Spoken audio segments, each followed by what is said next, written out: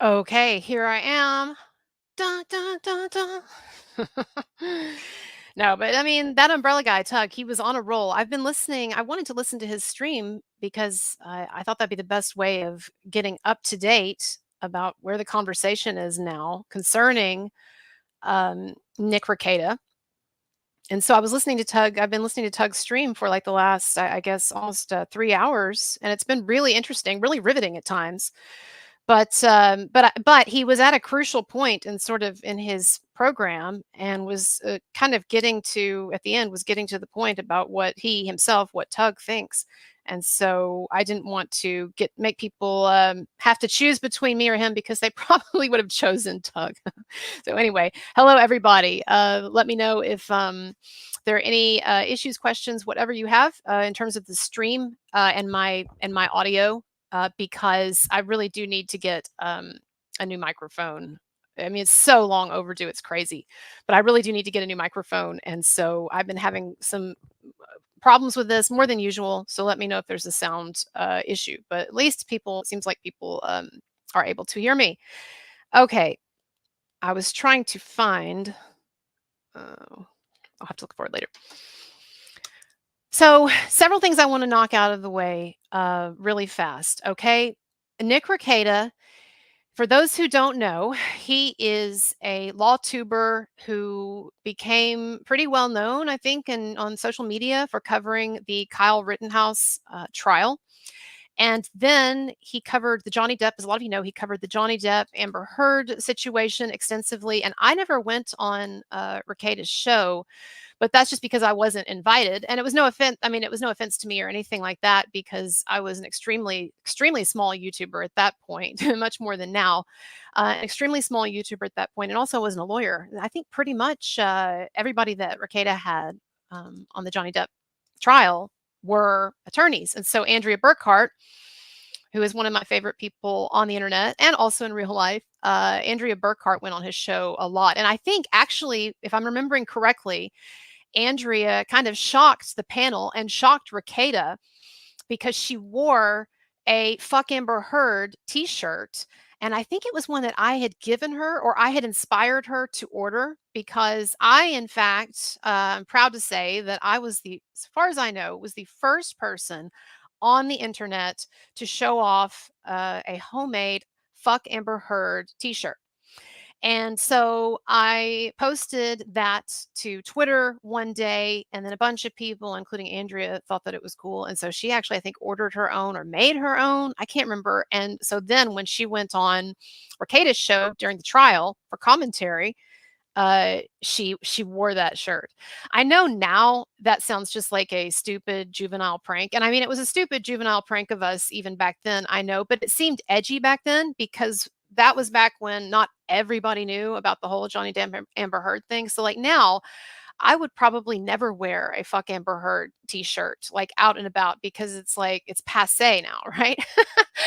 But when I made that shirt and when some of us started wearing them, showing them off online, it was actually considered to be kind of clever and edgy or whatever. Go figure. I don't know. So all that having been said, I did have Rekieta on my show, or I should say he was cool enough to come on my show and talk about the Johnny Depp Amber Heard thing. And it was a live stream. It was actually a 24-hour live stream that I did. I haven't done them in a long time because I have another job now. And honestly, being as tired as I am from the other job plus the YouTubing, I really would have to have some kind of chemical help to get me through a 24-hour live stream at this point.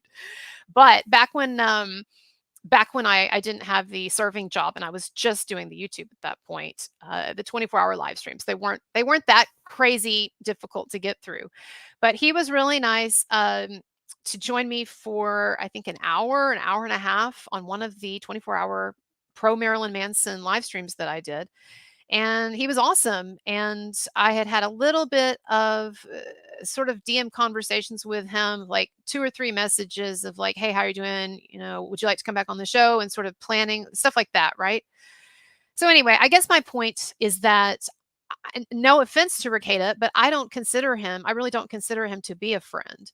And so I understand that some people say that they have a discomfort with the fact that some of his quote unquote friends are talking about other lawyers, on LawTube or whatever, are talking about Rekieta online now. And there are people who are saying, some people who think that is just sort of ultimate awful grifter behavior. I'm so sick of that word because I don't even know what it signifies anymore. It's so overused now, but grifter behavior, et cetera, et cetera. But I just want to say, like, I really don't consider him a friend, although I had a nice enough experience with him and everything, right? When he joined the show for that one stream.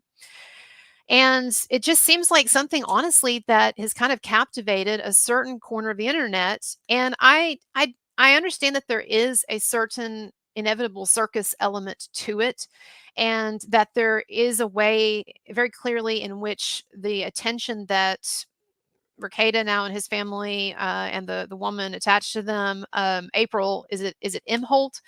The attention that they're getting, I understand it has very much a sort of a gawking circus-like quality. That's not, I'm sure, enjoyable to anyone involved. That unfortunately is just sort of the inevitability of where we are now with media. And I do think that it is something that it's funny, is I was just scratching my foot, and I'm so now, like, after the Rekieta thing, I'm hyper conscious of, of anything that I could be doing with my hands that would be misconstrued. Let me just cut to the chase on that briefly as a detour. I really don't think that he was doing what some people think that he was doing in that video, where Rekieta, where he was obviously very intoxicated. But I really just don't. I've watched it, and I don't read that as being actually what's going on. I think he was, I don't know, it's kind of like just scratching his leg, or someone said that they thought that he was making fun of a GP something, some other person who had apparently jerked off in a drunken sort of stupor while they were online, and that he was kind of actually making fun of them, particularly with the line at the end when he said, "Why is that camera still on?" or whatever. Like, he was almost making a joke. I don't know. Honestly, it just didn't look like someone was actually jerking off in that video. That's all I'll say. But that's just what I think about it. Um, but back to what I was saying. The point of what I was getting at earlier. I understand people think that we shouldn't be talking about this thing that's happened to Rekieta, or that he's gotten involved in, or whatever, but it just seems like it's something that very obviously is something that he would cover, and I don't think that means we need to ridicule him or anything. In fact, I'm about to mostly defend him, but I don't think that I just don't think that it's something that morally is an issue to talk about what has been going on here and what's come out in the media. And I do believe that, like, online culture that we're all in is super toxic. And I think that the spectacle, the nature of the spectacle, it's super toxic, but people are absolutely, absolutely into it.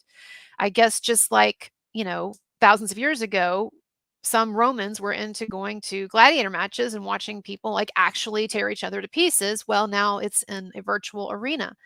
And so, and I'm not getting on to anyone, right? Because I'm a part of this, but I'm just saying that the reason that certain types of content are put out more or favored more algorithmically or what have you, and one of the reasons why people like Rekieta were doing so well with what he was doing with his YouTube channel, right, is because a lot of people want edgy content, and they want people in general. I know I'm not, like, the edgiest person, right? But I am edgy in a number of my opinions, right?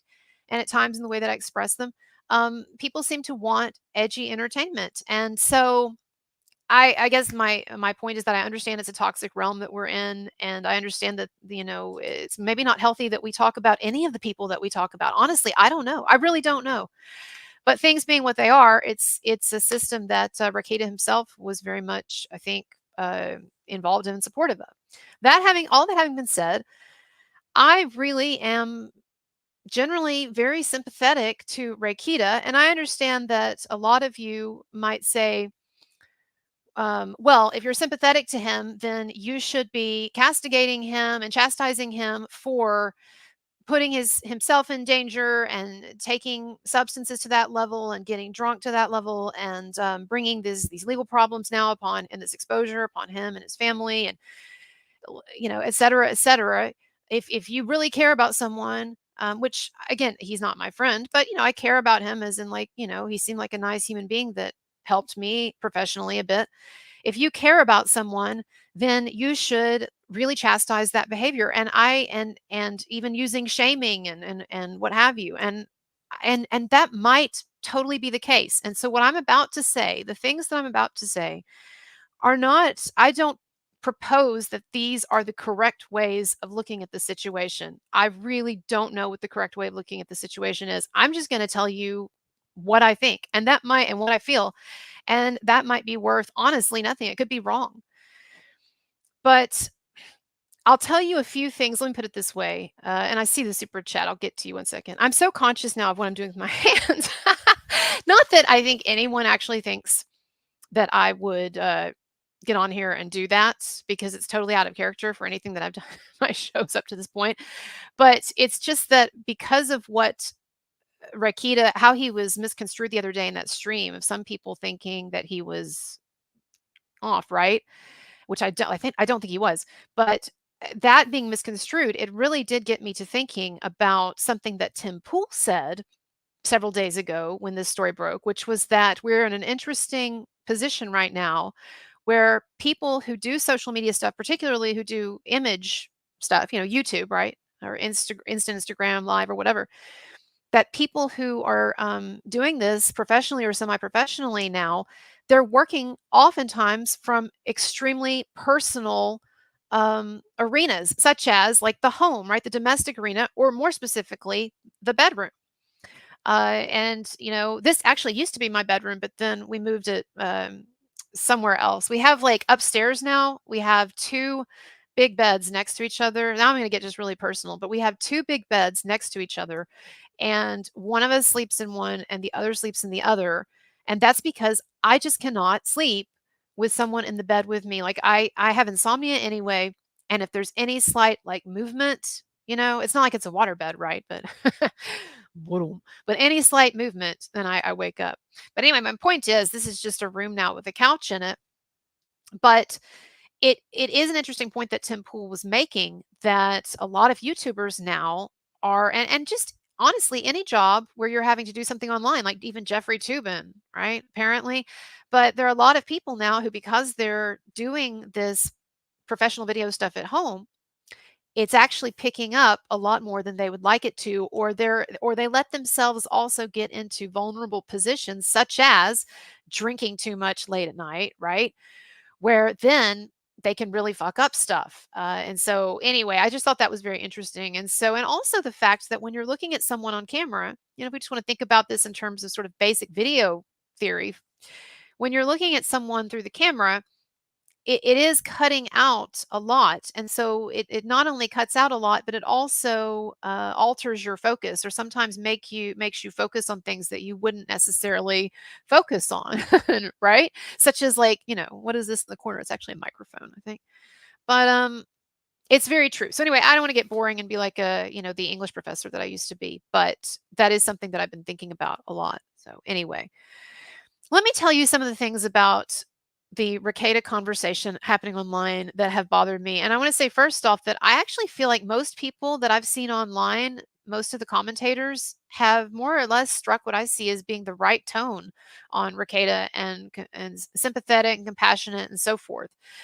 But I do see and hear comments that really drive me crazy. And so for instance, on Tug's program earlier, toward the end of Tug's live stream, he played a clip from someone else's YouTube or someone else's live stream. And I don't even know who this person was, because I was looking at it and I didn't see it in the caption. And then I had to go and, get ready and do other things. But I was listening to it.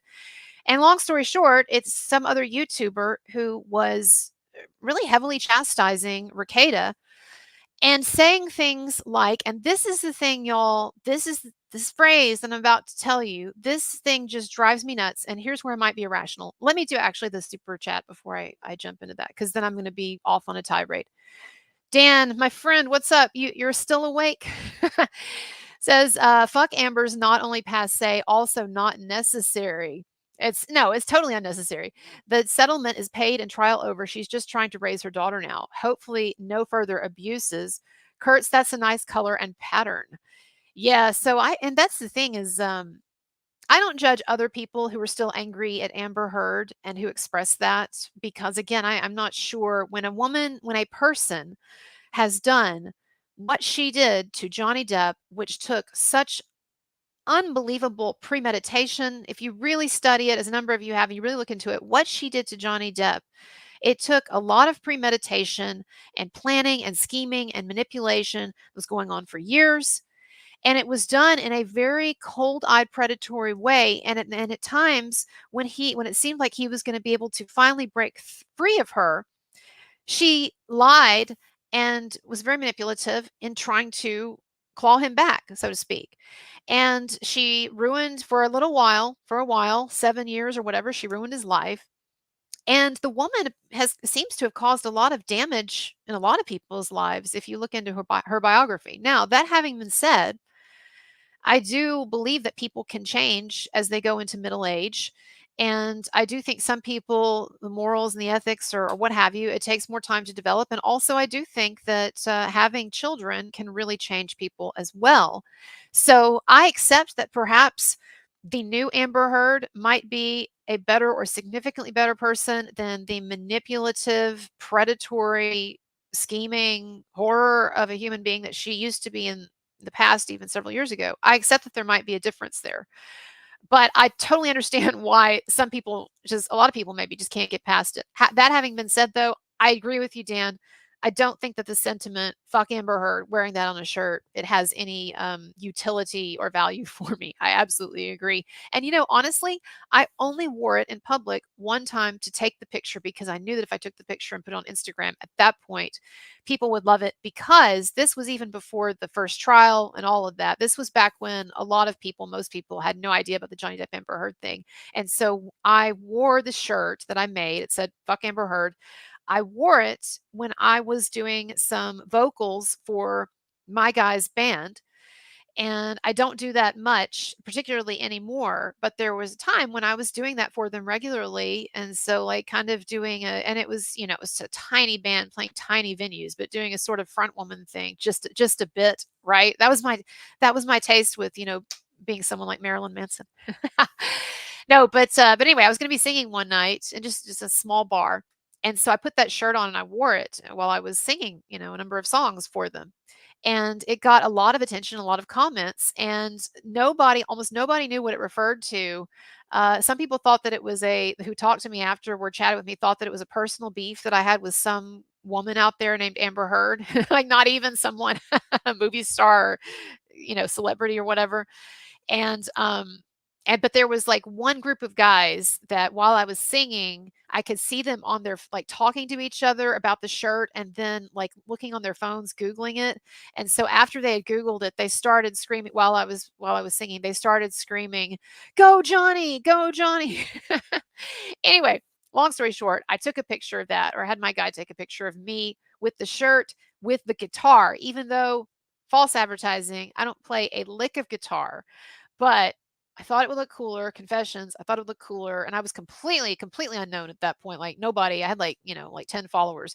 I thought that it would look cooler with the guitar, and so I took his electric guitar and I put it over the shirt that said "Fuck Amber Heard," and I put it out on the internet, and it got me a lot of friends and attention. So I don't know. Maybe I'm just a horrible person, but anyways, so here's the thing. Back to the point. Here's the thing that when people say it about Rekieta, it drives me nuts. Regardless of and again, not even getting into the issue of, to what degree his lifestyle has been harming his children, if any, to what degree all of this has not only been harming his children, but his fault and all of that. I just wanna say, though, from the outset, before we even get into that, the thing that I hate is when someone dies of a drug overdose or they get arrested like him for something related to what seems like still personal use and not trafficking.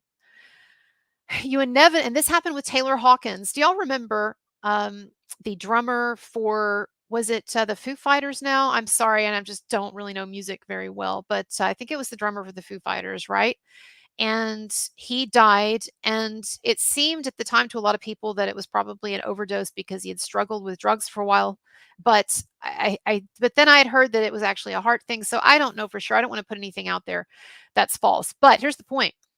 When he died and there was all this talk of drug use, and then also most recently with Rekieta getting in the trouble he's in, people, I hate this, people love to say, why did this person throw it all away? They had, and that's what this guy was saying on Tug's live stream, or Tug was playing something from someone else's live stream where the guy was saying, literally, he was saying that Rekieta had a quote charmed life, meaning like a perfect life. Basically, he said that Rekieta had a charmed life, and he had gone inexplicably and fucked it up.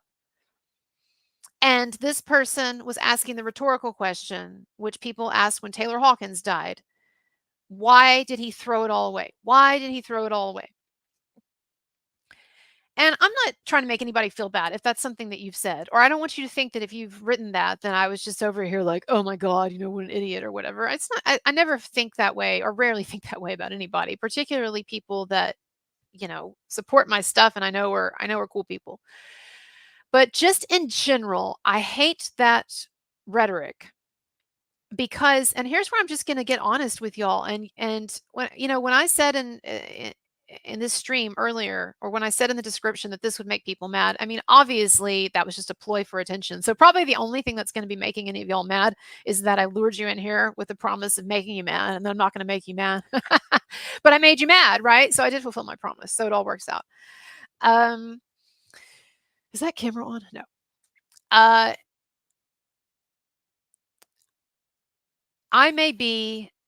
know, I really do know absolutely that I have for my entire life, I've talked about this before and I don't want to be whiny, but I've suffered from clinical depression. And I hate even saying it because it sounds whiny. And nowadays, everybody, claims to have all kinds of psychological ailments, and probably they do because we're such a fucked up, society and world and whatever, right? And I'm about to talk about that. But I don't know. I know it sounds like sort of like weak and pathetic and whining to say stuff like that. But I really do believe that it is true because for as long as I can remember, and I'm not going to stay on this topic of my own depression very long, but I'm trying to set up something here. For as long as I can remember, I have been more or less miserable all the time. And I'm talking about remembering being like a little kid. A number of you can probably relate, being a little kid and thinking, I'm uncomfortable. Like I'm psychologically uncomfortable, or sometimes even like it would manifest as physical discomfort. And for me, the feeling was one often of overwhelming boredom, or a better term would be, I think, what's the term where you can't really feel pleasure? Anhedonia. So like hedon, right? Hedonistic, like you do enjoy pleasure, and then meaning without. So anhedonia, which is actually a significant sign of depression. And it's one of those things then that can lead people into having addiction problems of many different kinds. And it's no secret, y'all, that I mean, I hope that I smoke a lot of weed. And I don't say that to be like a stoner, like, oh, I smoke a lot of weed, dude, or to, it's not cool. It's not kind of a lifestyle I'm trying to promote. I don't talk about things like that. Maybe ever. This might, I mean, I've talked about it maybe once or twice when it was appropriate, probably on another stream. But and so I say that because I want to sort of lay the cards out there of like, I understand that I'm a deeply imperfect human being, and that I have had problems, in the past with various things, and currently even still to a degree. I'm reluctant to say all that because people will use it against you later, right? And people can, and I'm trying to be vague because people can clip out stuff and then later on they can be like, "Oh, she said, this, or she did this, or whatever," right? And even like I don't even like to say what I just said, except that I'm trying to be really honest here. And so I understand with my clinical depression that I've had forever, and also that has then led to other problems. Like I understand that my view of the world seriously might be warped, okay, from whatever objective reality is, whatever that is. But I just have to say, sorry to be a downer, but I think that life is pretty hellish. I think even when people have good lives, whatever that means, or happy lives, I think life is pretty hellish. And Dan Campbell, hello. He says, left a PayPal comment. It's very possible that depression is more rational response to this crazy world than joy. We can only hope it gets better, maybe with the assistance of the AIs. I like that. Dude, the AIs could actually make things a lot wouldn't it be great if they actually did make things a lot better instead of this sort of I guess nightmarish depiction that we see in everything from like Terminator to well, I mean like all kinds of sci-fi movies. Thank you for that. Um I'm not gonna repeat it all because it's just a lot of people really do talk about making people mad, but a number of people actually do get mad if you go on with a negative view of the world because I don't know if it makes them feel threatened because you're forcing them to think about things they don't want to think about, or if they're concerned for you and they're like frustrated, like I wish she didn't have to feel these downer things or what have you. Have these negative perceptions. It's not good, it's not healthy, or they I don't know, or they think that you're trying to spoil life for others.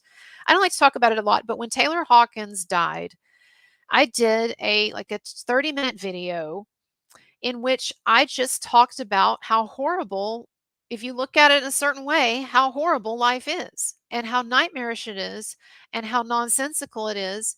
And I say all of that, I step back and I'll remind you, I believe in God.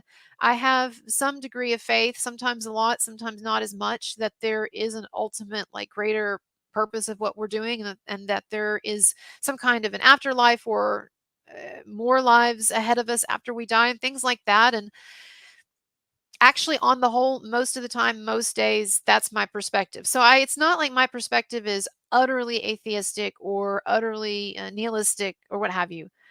But I do struggle daily, hourly, I mean, constantly at times with this feeling that we are all trapped in a crazy kind of game or crazy simulation or something that actually is just like makes no sense or at least is not good for us.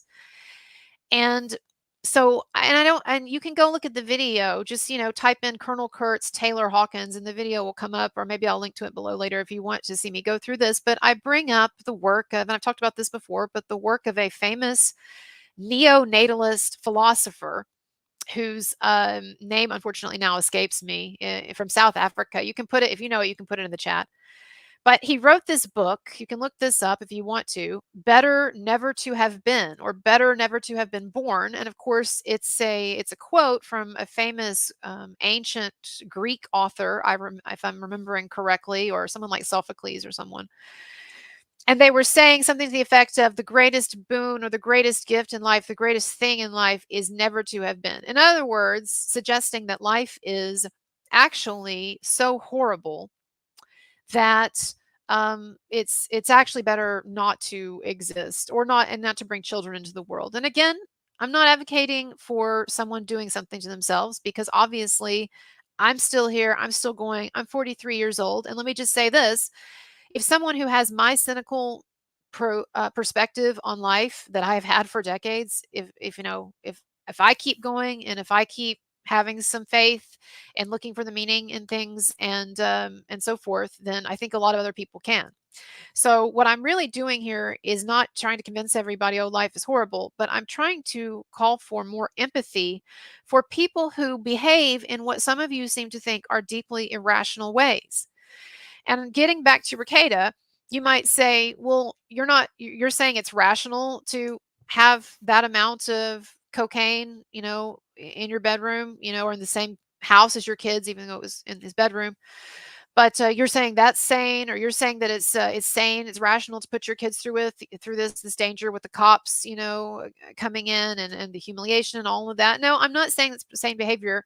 What I'm trying to say is, and this is something Dan was saying earlier, thank you for that super chat, is that this world is crazy, and irrational behavior would seem to me to be often a kind of expected response to being in a crazy environment. And again, I'm not wanting to get into to arguing religion with people or what have you. I grew up Southern Baptist, East Texas, with all that entails, know the Bible backward and forward, don't have every line memorized or anything, but know it very well. Went to church 3 times a week, all of that stuff. So it's not a matter of me having like no conception of explanations that have been given by various religions as to what we're doing here. I'm just saying that, I don't care to get into a conversation or an argument about Christianity right now. We could have that conversation some other time. But I'm talking about just what we can perceive with our own eyes and with our own senses and with what we know about the world, not stuff that prophets have told us or stories that have been handed down to us. May be true, those may be not true, whatever. But I'm talking about just the most immediate experience that we have of life. And again, not to depress people, but I think on the whole, it is actually of a negative kind. And so this guy, this philosopher who wrote this book, Better Never to Have Been, one of the things that he does in the book is he enumerates all of the problems and discomforts and pains and horrors that most people will go through in life until, of course, they die, which in and of itself, I understand the actual experience, people crossing over, actually, it may be okay. I don't know. But like up to that point, for what we know at least, is that generally it's a painful and or disconcerting experience to be brought to the brink of death and then to start on your death journey. So this guy and this philosopher, he enumerates all of the ways in which life is a fucking nightmare. And just the mere fact that we are all going to die and none of us actually know what's going to happen. I mean, we don't actually know, but the closest that anyone comes to knowing would be people that have had near death, is like sophisticated near death experiences, which I'm not saying I believe them or don't believe them or whatever, but I'm just saying that seems to be the closest that you would get to at least understanding the beginning of a death journey, but nobody really knows. And so that's great if you have faith in a particular God or a particular religion or what have you. But you got to be really you got to be real about the fact that that's just not enough to reassure people. It's not enough to reassure people. Or am I crazy? I don't know. I could be. So just the fact that we have that constantly, that sword of Damocles, I mean, in a literal sense, right, that we could die, just the fact that we have that hanging over our heads every single second of every day. I mean, y'all, what's keeping your heart from just exploding right now? Seriously. I know I'm not the only one who has these kinds of crazy thoughts. It's very disconcerting, and for a number of people, it's also extremely, demotivating, Like, I get it that I'm supposed to care about all of these trivialities of normal life, and that the rewards of normal life are supposed to be enough for me, but when they are surrounded by or infected by all of these really dark, terrible truths, which is that any or all of it could go away at any minute, I don't know. I don't know if it balances out. And that was the thesis of this guy in South Africa, this philosopher who wrote this book. He was talking about how, on the whole, from a very sort of, he said, he espoused a sort of clear-eyed perspective, objective, systemic view of things, that it seems like on the whole, human life, it basically sucks. And one of the things that he talked about was that if you sit down and you list out all of the times in a day where you feel some type of discomfort or pain even, but some kind of even mild discomfort, and then you list out all of the times in your day where you feel pleasure or you feel happiness, that he says it becomes pretty clear that actually we spend, not only is there more negative than positive feelings, but also we spend much more of our day in a state of discomfort than we even realize because we've sort of grown accustomed to it. And the example that I always think of as a sort of a mild discomfort, and I've talked about this on the show before, but like when you wake up in the morning, or if you're one of these people like some of us who you'll wake up, but you'll kind of lie there and you're kind of hoping to fall back asleep, or you want to sleep a little more, whatever, but there's a problem. Your bladder is uncomfortably full. And so now, even though you're trying to sleep and you're trying not to fully wake up, because then if you fully wake up, you might not be able to go back to sleep, right? You're lying there, you're like trying semi-conscious to stay. Oh, I have to watch what I'm doing on camera. Nobody misinterpret. There's no jerking off or blowjobs going on in the vicinity, at least in this room. Uh-oh, don't swat me. Okay.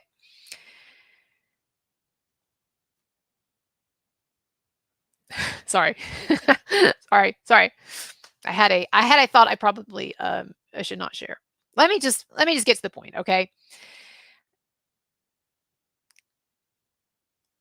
When you get up in the morning, you are in a state of discomfort if you have that full bladder, right? And so the point that he was making is that if you add up all of these times in the day when you are hungry, when you are tired, when you are stressed out, when you need to pee, when you and then getting into psychological stuff, when you're worried, when you're fixated on something, when you desire something that you can't have, when you have negative encounters with people, when you're bored. I was talking earlier about boredom. Boredom's a big thing.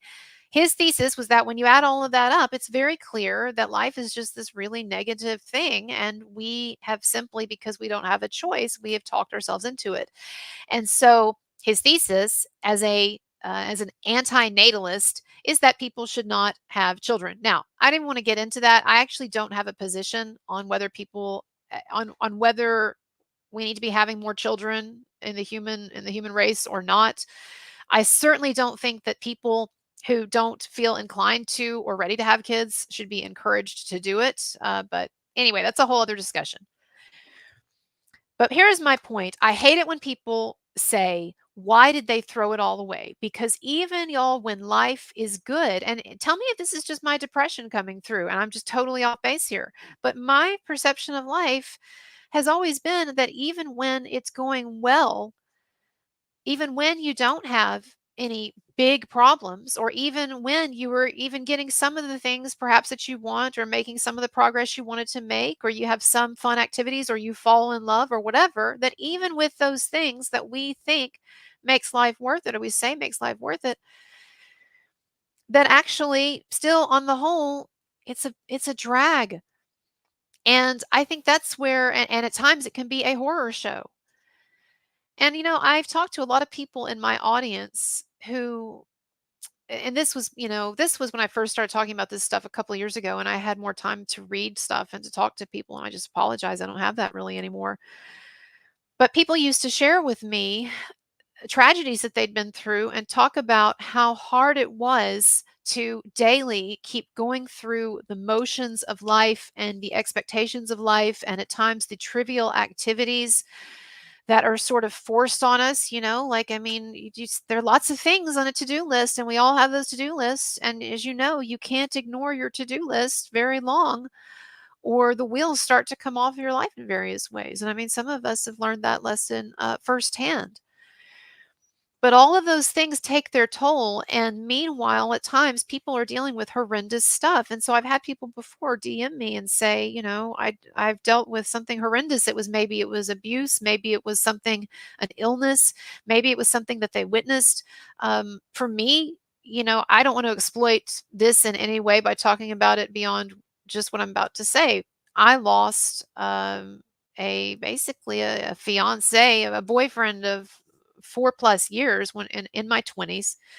It was a very serious relationship, and he died of cancer, of lung cancer, and that's why I'm anti tobacco. But he died of lung cancer, and he was older than me, but it wasn't a case where he was still very young to have gotten that and died. But that was in my 20s, and what was going on is, like, my peers were all sort of in this happy place in their, not happy place, but they were in this expectant phase in their lives where they're in grad school, or they're starting their careers, or they're starting to marry, or they're starting to have kids, or kind of move places, post college, embarking on the life. And I was doing some of the same things, but I was in grad school away from home. But then this thing happened, and it was such a horrific thing, and it did last for months. I mean, it did, thank God it didn't last for years, the ordeal for him primarily, but to a degree for me. But it was horrific, and I remember telling my mom one time on the phone, because sometimes she would come and visit us in North I was in North Carolina, sometimes she would come and visit us and try to help out, but she had to go back home to Texas, she had a life.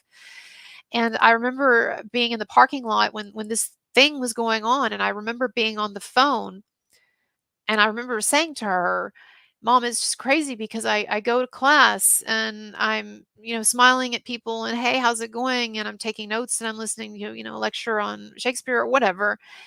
And yet I feel like I'm living in a horror movie. I feel like I'm living in a horror movie."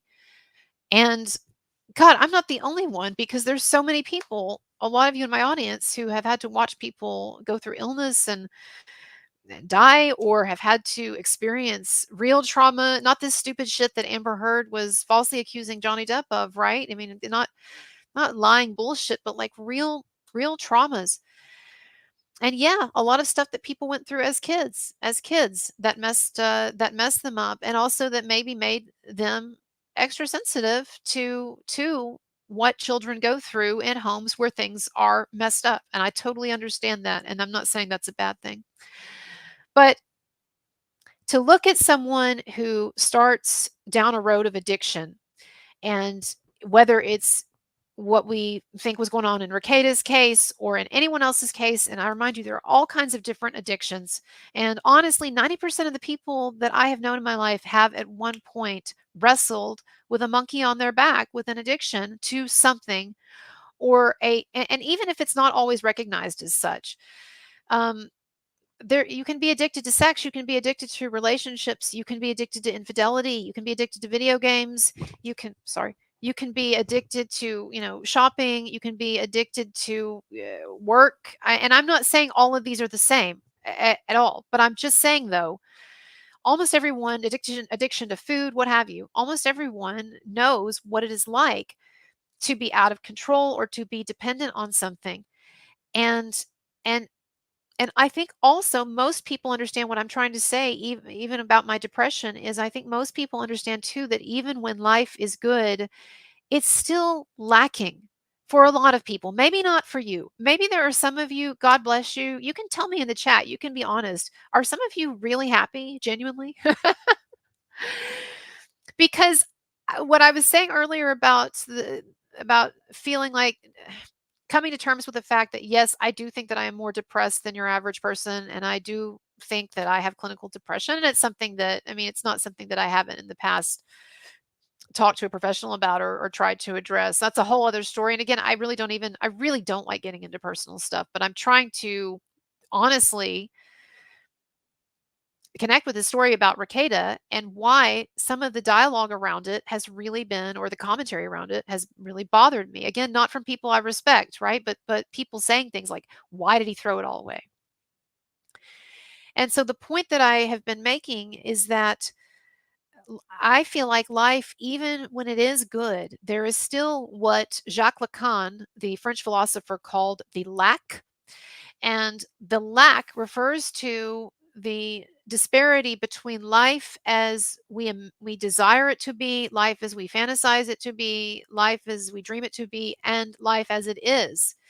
And the notion too that eventually you get tired of everything. You do. You get tired of everything. That doesn't mean that you can grow tired of your husband or your wife to the point where you don't love them anymore, or even that you don't want to have sex with them anymore. Um, but it means that there will always be a kind of a hole, metaphorically, in our psyches that is vacant, that opens up. We are satisfied for a moment, but then it opens up again. And Lacan called this the lack. And I understand that some people who are very religious or Christian will say, well, the Holy Spirit fills that, or God fills that. I mean, I've been around a lot of Christians, and I grew up in the church, and I saw a lot of unhappy people. I still see a lot of unhappy people. Not all of them, no. I understand. It also provides religion, Christianity, all of that. It also provides a great sense of stability and hope and all of that. I'm not trashing it, but I'm just saying that still, I think even after, and that's kind of the point I was making with Russell Brand, is that eventually the high on that wears off too, on the religion thing. And I know that's dismissive and condescending of me to put it like that, and I apologize. I know it is, but that's just how it that's just how I feel. And those are the words that come to my mind, and again, that's why I said at the beginning of this, the stuff I'm going to say, while it probably won't make you mad, the stuff that I'm going to say, it is very much of my own opinion and not something that I'm prescribing as the view that you all should have. But I'll talk about Russell Brand a little more in a minute. Um, Dan says, haha, Kurt's just distracted herself. She doesn't need an audience to ask embarrassing questions or tangent off to another subject. She's got that covered solo. Oh man, since I'm coming to this late, I don't to this comment late, I don't even know what you're referring to now. But it is funny. Dan jokes around with me a lot.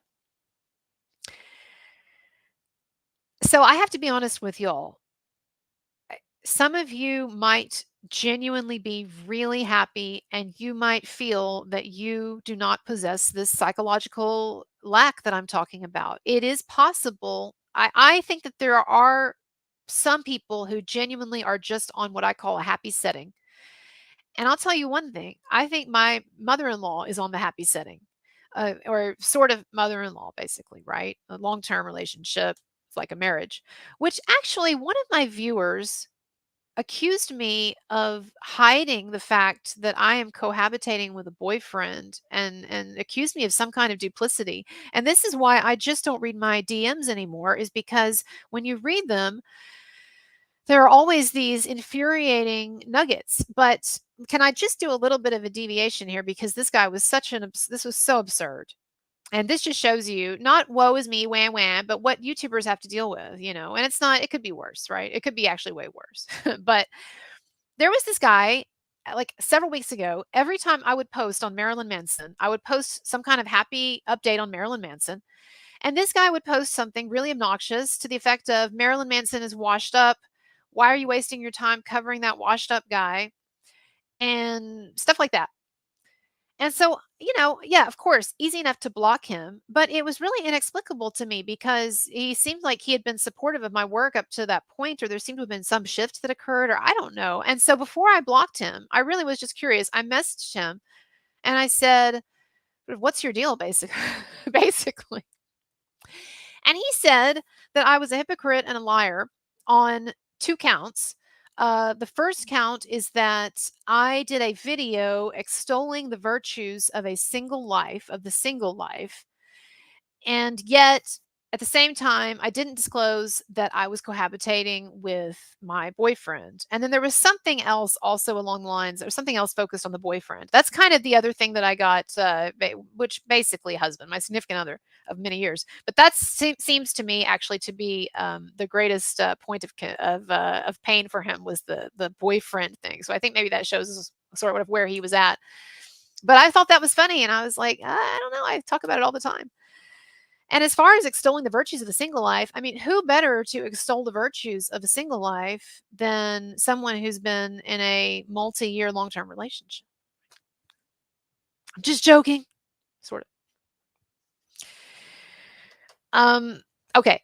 Dan. Oh, he's back. One thing that might help, at least regarding self-awareness, is Eugene Gendlin's focusing. When you're feeling disturbed, locate the physical feeling of anger, depression, apprehension, etc. Yeah, there's a lot of cognitive behavioral therapy that certainly has, and sort of along those lines, that certainly has merit. And again, maybe someday I get more into specifics. I've talked about it some on some previous videos, but specifics about my life. But back to the Rekieta thing. So yeah, I don't get it when people say, why did he throw it all away? Why did they throw it all away? They had a charmed life, whatever. I just don't understand that, because to me, all of us, or most of us, we are at an unhappy setting. And so my mother-in-law, she seems like she's always happy. I think some people just are less depressive than others. But on the whole, I agree with something Jordan Peterson said when he debated Matt Walsh, or talked with Matt Walsh about the value of therapy. And Jordan Peterson said this: the mystery of life is not why so many people are depressed or commit suicide or go crazy. The mystery of life is how so many of us can actually be functional daily, almost constantly functional, and not driven mad by some of these, I think, rather obvious truths about life. And again, look, I know the whole argument that there's more to this life than your comfort or your pleasure or your lack of discomfort or what have you. Like, I believe me, I know all of that. I did a video. I'll try to post it below after the stream where I talk about my own personal views about God and about what we might be doing here and all of that. And I am not wholly negative or nihilistic or cynical, but it's pretty hard to look at just what we can see with our eyes and hear with our ears and what we know is going on in this world. It's pretty hard to look at this world and see anything that from our human perspective really makes sense. And all you have to do is look at the news or look at stories daily. I mean, I read the Daily Mail, even though it's really shitty. It's shitty journalism, but the Daily Mail has a great collection of all of the days or the week's random news. And so one of the things you find in the Daily Mail are lots of articles about crimes and horrible crimes at times that are committed or tragedies. So and so worked at this oh god, this bread manufacturer, and they accidentally fell into the oven and they baked to death. I mean, those are the kinds of stories that you see on the Daily Mail, and that's not even an exaggeration. And I'm the type of person, some of you might be able to relate, that when I hear a bad story or I hear about something horrible that's happened to someone, it's not like empathy. I mean, sometimes it is, but most of the time, y'all, I have to admit, it's not some kind of altruistic empathy that I feel for that person or for that animal or what have you that went through this tragedy that's being described. It is horror and a sense of like fear and a sense of like, what the fuck kind of sick, awful game is this that we are stuck in when these types of things can happen to people? And I've just felt that way, y'all, since I was a little girl. I have always had this feeling that, and maybe this is kind of crazy, and it's probably not to my benefit, but I've always had this feeling that if something happens, like something horrible happens to someone, anyone, that it really should not it really shouldn't bother me. It really should bother me just as much as if I knew the person, because really there's no reason why that's not me. It's like that saying that people use. They say, "Where by the grace of God, right? By the grace of God, but for the grace of God go I." Meaning it's really just sort of God or perhaps random chance, who knows, but it's not at all up to us what kinds of people we are or what kinds of lives we're living. And there is a whole strain of thought or argument that actually free will itself may be a delusion. And I know, but nobody wants to hear that. And people hate that. And they feel like it goes against their religious beliefs and their own personal experience of the world. And if we tell people there's no free will, then won't that make them feel like there's no incentive for them to try to get their shit together and all of that? Oh, yeah, yeah, maybe so. But what I keep coming back to is the fact that none of us are self-created. And so when we look at someone and we say that they're responsible for their behavior, but their behavior is the result of either their genetics or their brain biochemistry or the experiences that they've been through that have brought them to evolve to that point, what of that is ultimately in a like higher sense their fault per se? Wouldn't it be the fault of whoever created them or put them in that kind of position to evolve into that type of person? And then when you start talking like that, y'all, then people act like you're being some kind of like condescending egghead. Like, oh, come on, it's just like some kind of like stupid philosophical bullshit or whatever. But no, I'm really asking. It doesn't make sense to me. And so my point is not to say, oh, well, it doesn't matter what any of us do or whatever, because we don't have free will anyway, although that could be the conclusion some people draw. But my point is to say that knowing all of these things about life, how difficult it is, how often unsatisfying it is, even when things seem to be going well. And then also the fact that our behavior, our irrational behavior, is not understood by us, nor are we often in very good control of it. Knowing all of these things, it's very hard for me to look then at someone, whether it be Rekieta or Taylor Hawkins or anybody else, and to say, or myself, and to say, why do they throw it all away? Or why can't they just get their shit together in some particular way? You know, I've been trying really hard, as stupid as this sounds, to cut back my Coca-Cola intake. I really have, because I was drinking way too many Coca-Colas. And here's the thing, people can laugh at that, but you know what? Sugar It's probably one of the most toxic things in a chronic sense. No, not if you eat some sugar or drink some sugar. It's going to, you can OD and just die right there. But it's extremely toxic. But we don't, and people are feeding that stuff to their kids. And my parents did it, and a lot of you do it. And if I had kids, maybe I would do it. Again, I'm not trying to judge anybody, but I'm just saying if we want to talk about people endangering their kids or doing shit that's bad for their kids or whatever, then there's a hell of a lot more people than just the cokeheads endangering their kids. I'm not going to sit here and say that it's great for the kids that he and his wife and their friend were doing coke in the bedroom, or that they had a lot of that coke. The cops didn't charge them. They haven't been charged with trafficking. I think it's clear that they weren't. And some people, if they're using a lot, particularly if there are multiple people involved, and particularly if they have financial means, they will buy a lot more. So it doesn't necessarily. I'm not absolving it, and I'm not saying that Rekieta doesn't have a problem. I don't know that, but I'm saying that sometimes things that would seem to be obvious to other people, like he said, are not exactly as people think they are. That's all I'm saying. I'm not saying that he wasn't using cocaine. Again, I don't know. He's not my friend.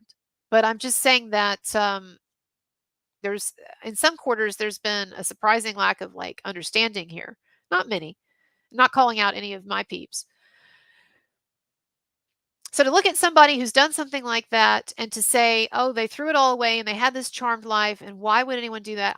You and I are not inhabiting the same space. That's all I can say.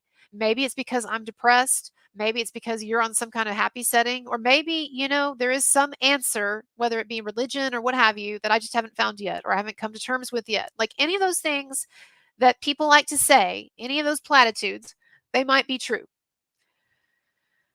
But I don't know how anyone could look at this life and could look at all of the many horrors and discomforts and all of the pain and all of the dissatisfaction and all of the best laid plans and worked for plans that don't pan out, and the broken relationships and people driving each other to madness, and et cetera, et cetera, et cetera, and tell me that it doesn't make sense why someone would be getting into different lifestyles or doing drugs or fucking themselves up to in some way make it more bearable. Makes perfect sense to me, but that could be my problem. It could be. Now, at the same time, I have to acknowledge as well, because I'm not trying to defend Rekieta, right? These are just the things that I'm thinking, and I have to acknowledge as well that some of the outrage that people are feeling, I know, is coming from the fact that they feel like there are innocent children, some of them still very young, right? One of them's 5, who are being endangered and or negatively affected. And one of the things that I liked about the video that Barnes and Fry did, that Tug talked about on his show, one of the things I liked about it is that they discussed how we have no way of knowing what the child endangerment charge means, because it's not specified there in the paperwork, and it could be simply a matter of endangering them according to the law by having them in a house where there was coke.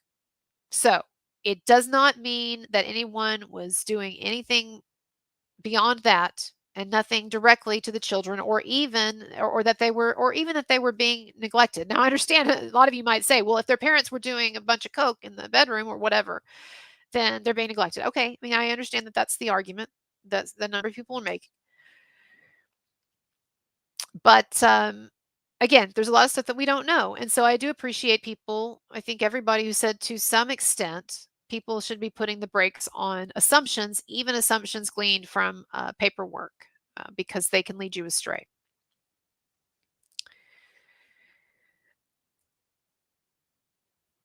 I have noticed a lot of irritation with people, some people. Gosh, how far are we into this? I was going to bring just a second. What is the camera still on? No. So we're almost almost an hour in. I'm gonna say a few things, and then I'm gonna see how much longer I can keep going, because I really want to get to the other stuff. I mean, about Rekieta, because I really want to get to the other stuff. Okay, so I'm gonna say 2 more things really fast. I think I think that people would do well to remember the verse in the Bible about not picking at the speck in your brother's eye while there is a giant plank in yours, or it doesn't have to be that extreme. Just not picking at the plank in your other's eye while there's a plank in yours, perhaps would be to put it more accurately, right? And I know that when there's children involved, people are rightfully concerned. And I understand from my own background dealing with a situation where my dad was abusive. And I'm talking about actually emotionally, verbally, at times physically abusive. I'm to a degree. And doing very actively sadistic things, which I don't want to get into, but I've talked about before. Um, as somebody who has dealt with that and then has seen my sister, also go through stuff, and then having had known some people who were in situations with serious abuse and domestic violence and stuff like that, I have a lot of sympathy for children who are in a situation that they did not put themselves in and that they're too, young and weak and underage to deal with. And so, that having been said, though, I really feel like there is a narrowness in how people are looking at this idea of endangering their children. Because and I guess this is my point, I think a lot of people who are being really heavily judgmental of Rekieta, and not, again, not commentators that I'm good friends with, but people flat out online calling him a horrible father, people saying that, the kids should definitely be taken away because a house, even where best case scenario, the parents were doing cocaine in a self-contained way in the bedroom and the kids didn't have access to it and weren't in there or what have you, right? That still, that is enough, that is abusive enough that the kids should be taken away, or that these are horrible parents or what have you. I think that people are really kind of intentionally blind to all the ways in which people do put their kids behind their own desires, and do even at times endanger their kids, because there are certain things that society deems as being really terrible and like, oh my God, this cokehead dad. I'm not saying he is, right, but I'm just saying that the cliches, right? Oh my God, a cokehead dad and mom, and this much was found in the bedroom or whatever. That's a lot easier for everybody to point to and to for everybody to judge than a situation where you have, like I said earlier, people who might be feeding their children a lot of sugar that is going to set them on a course toward obesity and a lifetime of health problems. Isn't that, are there a lot of people who do that? And to a degree, my parents did that. I mean, largely because they didn't know any better, honestly. And I was growing up in the 80s and the 90s when people thought carbohydrates were good for you and stuff like that. And don't eat eggs or whatever, right? So, but there are lots of ways that people endanger their children.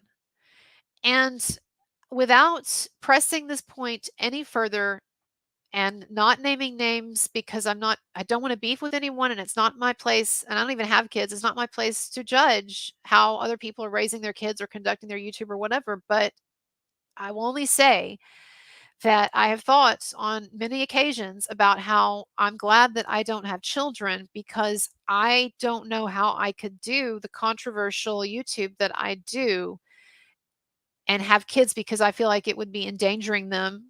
Because, yes, almost no one is going to have such a vendetta against someone, a YouTuber or someone espousing particular opinions. Almost no one is going to have enough of a vendetta against someone like that to do something to their kids or to put them or their family in danger. But as I do think about quite often, it only takes one crazy person out there watching you. And so, me personally, without being able to say 100% what I would do for sure, I really doubt that if I had children, I would be doing what I'm doing. I think it would endanger them. That having been said, am I trying to get people to look at all of the YouTubers who have kids and are doing this kind of negative attention attracting content, edgy content? Do I look at them and say, "Oh, you're endangering your kids, or you're a bad father or mother or whatever?" No. And you might say, "Wow, I can't believe you're making this comparison. You're talking about someone doing a bunch of coke as being the same thing as someone doing controversial YouTubing. I'm just saying there are lots of ways of looking at morality, and I tend to look at, like, risks and outcomes and things like that. And I'm just saying that there are ways that there are ways in life that people d to live. Often at times there's some degree of danger, right? I'm just not even talking about kids anymore. I'm just saying as you go through your life, the safest thing would be to lock yourself up in your house and never come out if you could.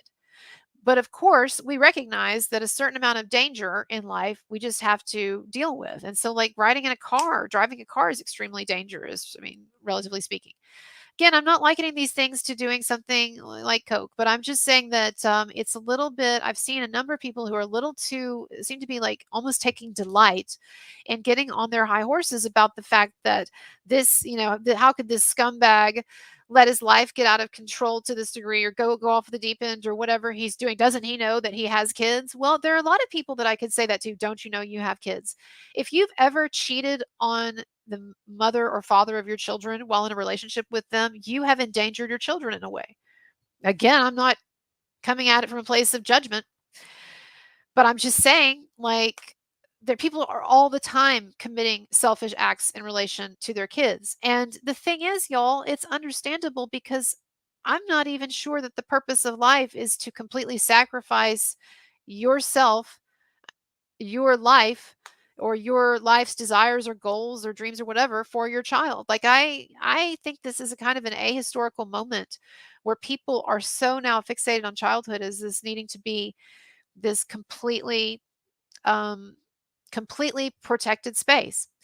That having been said, it's still a far cry from a situation, right, where you've got cops beating the door down, and you've got an ounce of coke, and you've got other drugs, and you have someone who was doing some live streams where he seemed intoxicated. And again, I don't judge that. Like, I think it's funny when people come on and do live streams like that, and I think that, like, most people like the spectacle of it. But I'm understanding of the fact that this didn't just happen out of nowhere. I'm talking about now the trouble that Rekieta's in. It didn't just happen out of nowhere, and there have been you know, definite things that he's done really sort of pushing it, right? He's been pushing the line in some of the podcasts, some of the live streams that he's been doing, in some of the obviously behavior he's been engaging in and stuff, right? Even though I completely empathize and understand.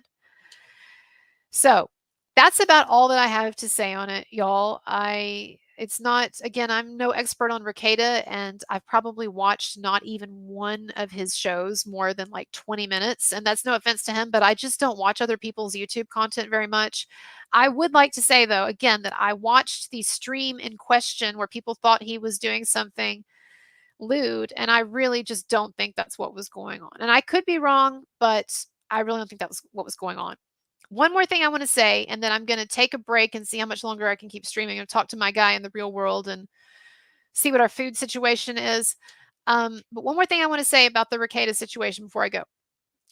That Aaron M. Holt guy, is it M. Holt or M. Holte or M. Holt or whatever the fuck it is? That Aaron guy is the most obnoxious, like, douchebag seeming person that I have seen in a while on the internet. Granted, I have not had a lot of exposure to everyone and everything going on out there because I didn't even know who any of these people were other than Rekieta when the story broke. I was not even familiar with these other internet personalities.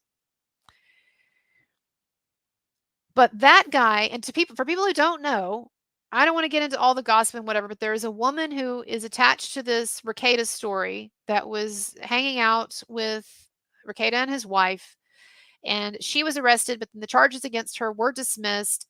But she is the ex-wife or soon to be ex-wife or whatever of a minor YouTube personality, podcaster, Aaron M. Holt.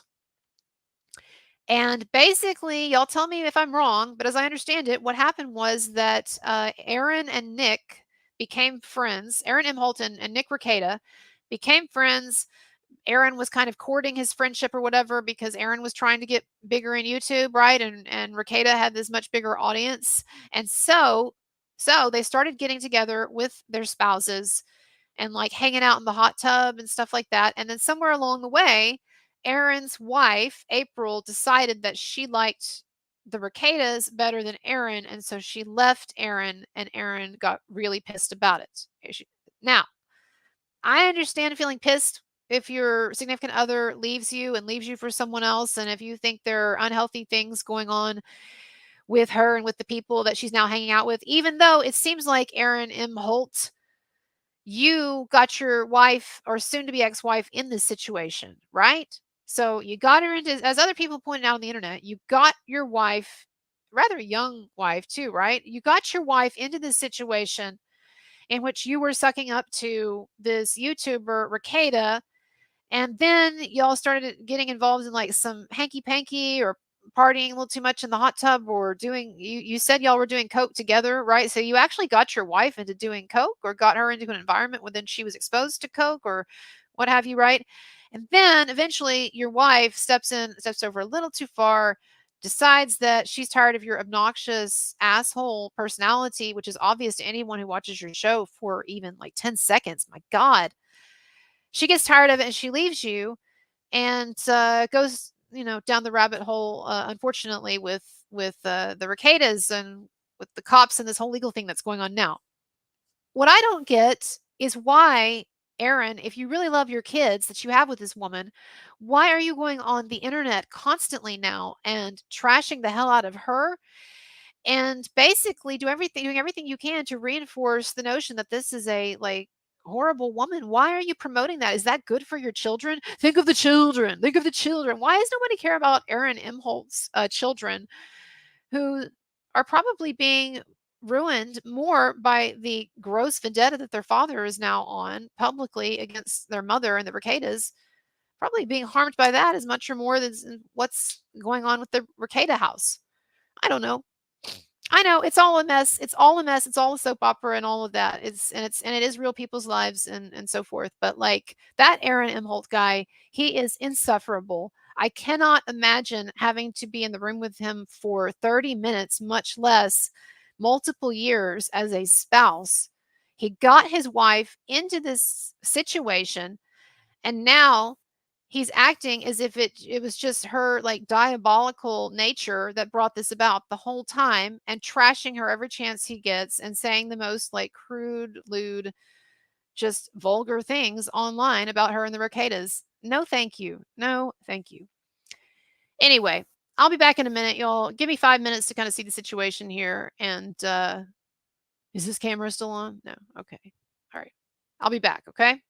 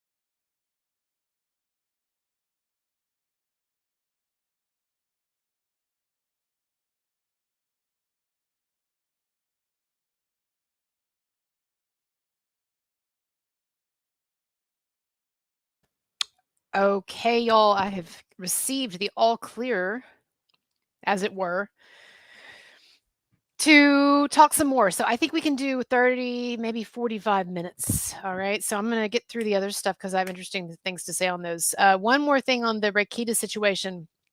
So that's not, those Aaron's kids are not April's kids. So when he's going around saying all those horrible things about her, at least he is not defaming the mother of his children or railing against the mother of his children. So point noted. I stand corrected on that. But yes, I find him extremely unlikable. Oh my gosh. And, again, there's a sort of law of consequences or cause and effect. And it does seem that he's the one who brought his wife into that situation. And I guess that Nick Rekieta is such a compelling personality that when you're in his orbit, you just get drawn in. Thank God that I only ever communicated with him via the internet and not in person, because I too might have been drawn into a life of constant cocaine and rampant sex. And wait, is this still available? I'm joking. I thought you'd like to see the addiction that I'm dealing with here at the moment. Someone probably needs to call some cops to come save me from this. So, this is pure Madagascar vanilla. And I have never been big into cooking. And so I never had an occasion to put vanilla in anything. Honestly, I just almost never cook. And so anyway, but I got on this kick where I'm really loving creme brulee right now for whatever reason. And so I wanted to make my own creme brulee. And so in order to make your own creme brulee, as you know, you generally need vanilla. And then once I got the vanilla, and I was like, wow, this really is great. No wonder people put vanilla in everything because it's so good. I mean, wow, this vanilla is like it's pretty cool. And so then I started putting it in my milk, right? Now, the funny thing here is that I hate alcohol so much. I don't mean like morally or ethically, although honestly, I do think that it gets let off the hook a lot more than it should. I mean, I'm very libertarian. I don't think that you should be arresting someone for possessing drugs.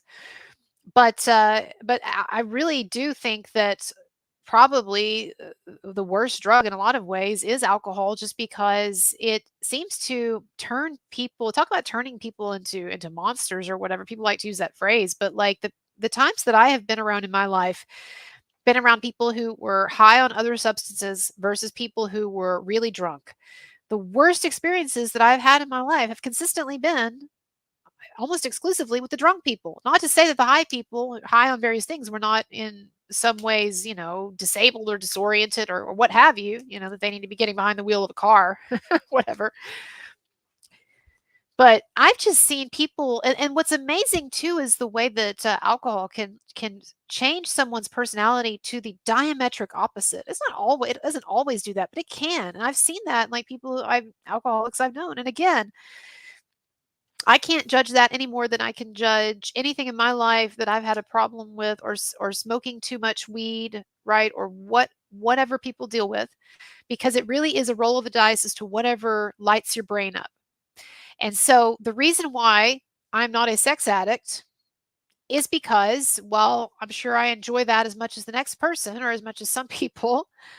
It does not light my brain up the way it does people who have a genuine addiction. I have known in my life a few people who were sex addicts, and not people that I was involved with, but people who were like guy friends of mine who were just very open about the fact, that yeah, I have sex with a ton of women and stuff like that, right? And a couple of them were actually friends of my guy in like the army. But these guys, when they were around, I observed this almost in like a scientific, clinical way. When I was around these guys, they reacted to women in a way that you do not observe normally at that level with men.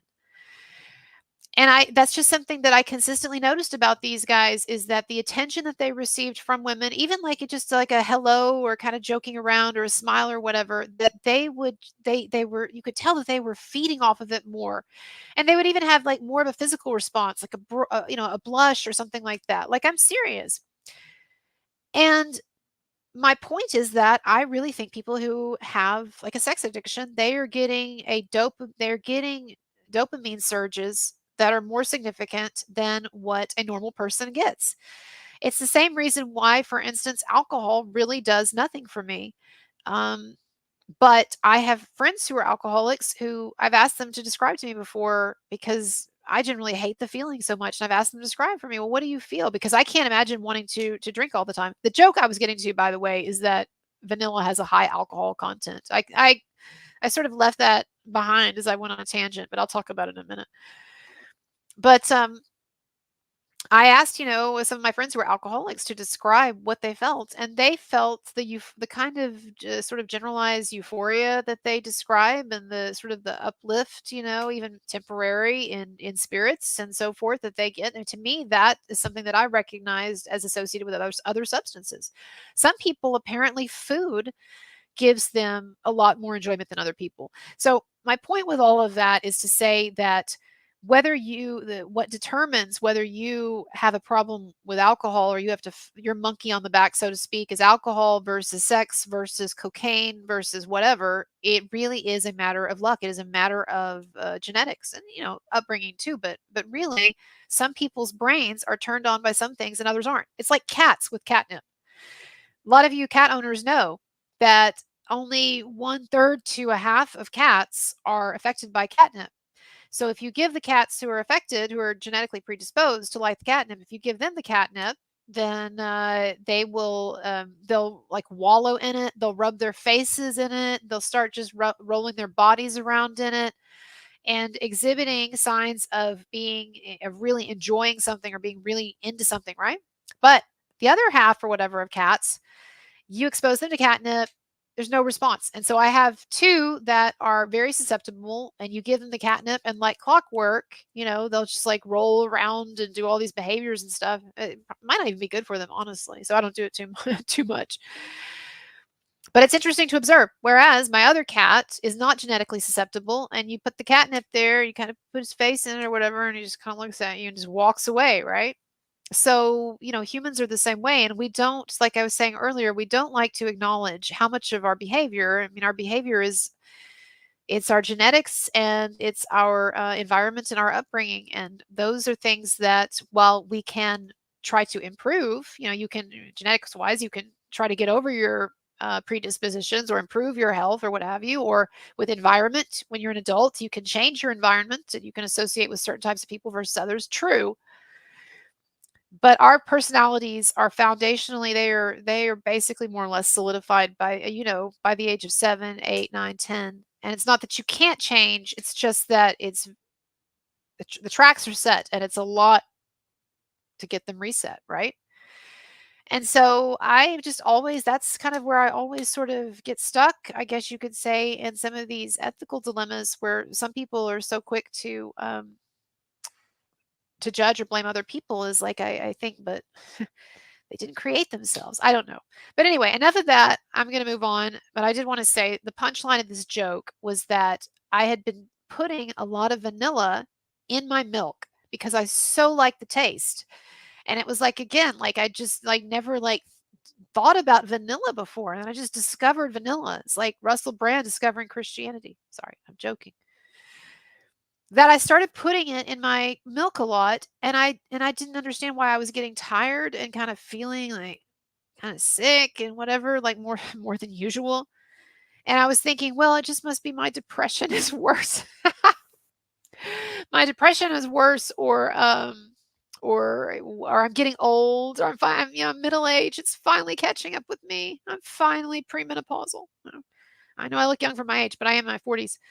But and then, as it turns out, I discovered one day randomly, no, that in fact, vanilla extract has the same alcohol content as rum. And in fact, some of them actually use Everclear, basically, just like ethanol, right? So basically, I'd been drinking like a couple of cocktails every day, sometimes more than that, and not realizing I was drinking alcohol. So now what I do is I just take like a tiny amount once a day where it won't the alcohol doesn't affect me, but I still get that flavor because I love it so much. Just a little bit of vanilla and milk. But I'll get tired of it eventually because for some reason I go through phases. Probably a lot of you do too with food, where I like it and I'll eat it a lot, and then it's like, oh, okay, I'm over that. But anyway, but I think that's funny. I was drinking alcohol the whole time and didn't know it. Dan Campbell says, try giving one of your cats a Spanish olive. It's like catnip. Oh, okay. I guess they consume it. They don't smell it. Okay, Angelina and Brad Pitt. Let's move on. Oh, wait. Dan said, continued 2 of 2 is the feeling behind the eyes in the chest. What color is it? What shape? When you identify that, stay focused on it. You will eventually understand the emotion on a deeper level. Oh, yeah. Talking again about when you're confronted by unpleasant feelings, a way of sort of getting a handle on them. Um, okay. Here's the thing with Brad and Angelina. Y'all, and this is why I said some people might be mad at me, honestly. I mean, maybe the Rekieta stuff, some people would be mad about that, but I think Brad was abusive. I do. I think he was. I think he did some abusive stuff on that plane. And I don't know what that means exactly. Like I don't think that he was some raging horrible abuser like Amber Heard. But I think he had, speaking of drinking problems, I think he had a personality altering severe drinking problem, and I think he was in a miserable marriage with Angelina Jolie, and I absolutely think that any guy she's with, she drives him crazy. But I don't, contrary to what my haters believe, I don't actually think that women are responsible for the abuse that they suffer. So, no matter how difficult she might have been to deal with at times, and I've said before that I think she even could have some degree of borderline personality disorder after reading her biography many years ago, that had a lot of probably some BS, but I thought was journalistically it seemed pretty valid. But talking about her and a lot of emotional ups and downs or whatever, but it doesn't justify Brad Pitt being abusive and certainly not being emotionally abusive to the kids. And so here's the point. Yeah, there's this whole legal fight that's occurring right now over the winery that they owned together and that whole estate, Miraval estate, right? And in the course of all of this, then apparently Brad Pitt asked her to sign, Angelina Jolie to sign a pretty thorough NDA that would basically prevent her from apparently talking about things that went on in their marriage. And so she is resisting that, and in turn now claiming that if they don't come to a resolution, that if he persists in that, then she might have to then present or solicit documents showing that he was abusive, et cetera, et cetera. I do not know. I'm not even close to knowing the ins and outs of all of this legal stuff, and I have absolutely no problem believing that Angelina Jolie is extremely difficult, maybe even manipulative, and might be playing legal games with Brad Pitt. But at the same time, here's why I think that Brad Pitt did commit some acts of emotional abuse and perhaps the sort of semi physical abuse that was alleged to have taken place on the plane. The FBI apparently they investigated this because it happened on an airplane or is alleged to have happened on an airplane. The FBI investigated it and they interviewed Angelina Jolie after the fact. They interviewed Brad Pitt after the fact. They interviewed people who, were present, etc. And it seems like they apparently, I shouldn't say it seems like, apparently there were some people in the government who felt like they should go ahead and file low-level charges against Brad Pitt related to some kind of physical altercation. But there were others, including, it seems, Angelina Jolie herself, who did not want to see charges filed. And so yes, there's nothing that was proven in any way, not only proven in court, but nothing that was even charged against Brad Pitt. And so when I say that I think he did it, he did something, I'm not saying that they should be going after him, but Brad Pitt, here's my reasoning. Brad Pitt did an interview with, I believe it was GQ, after they separated, after Angelina Jolie left him or filed for divorce.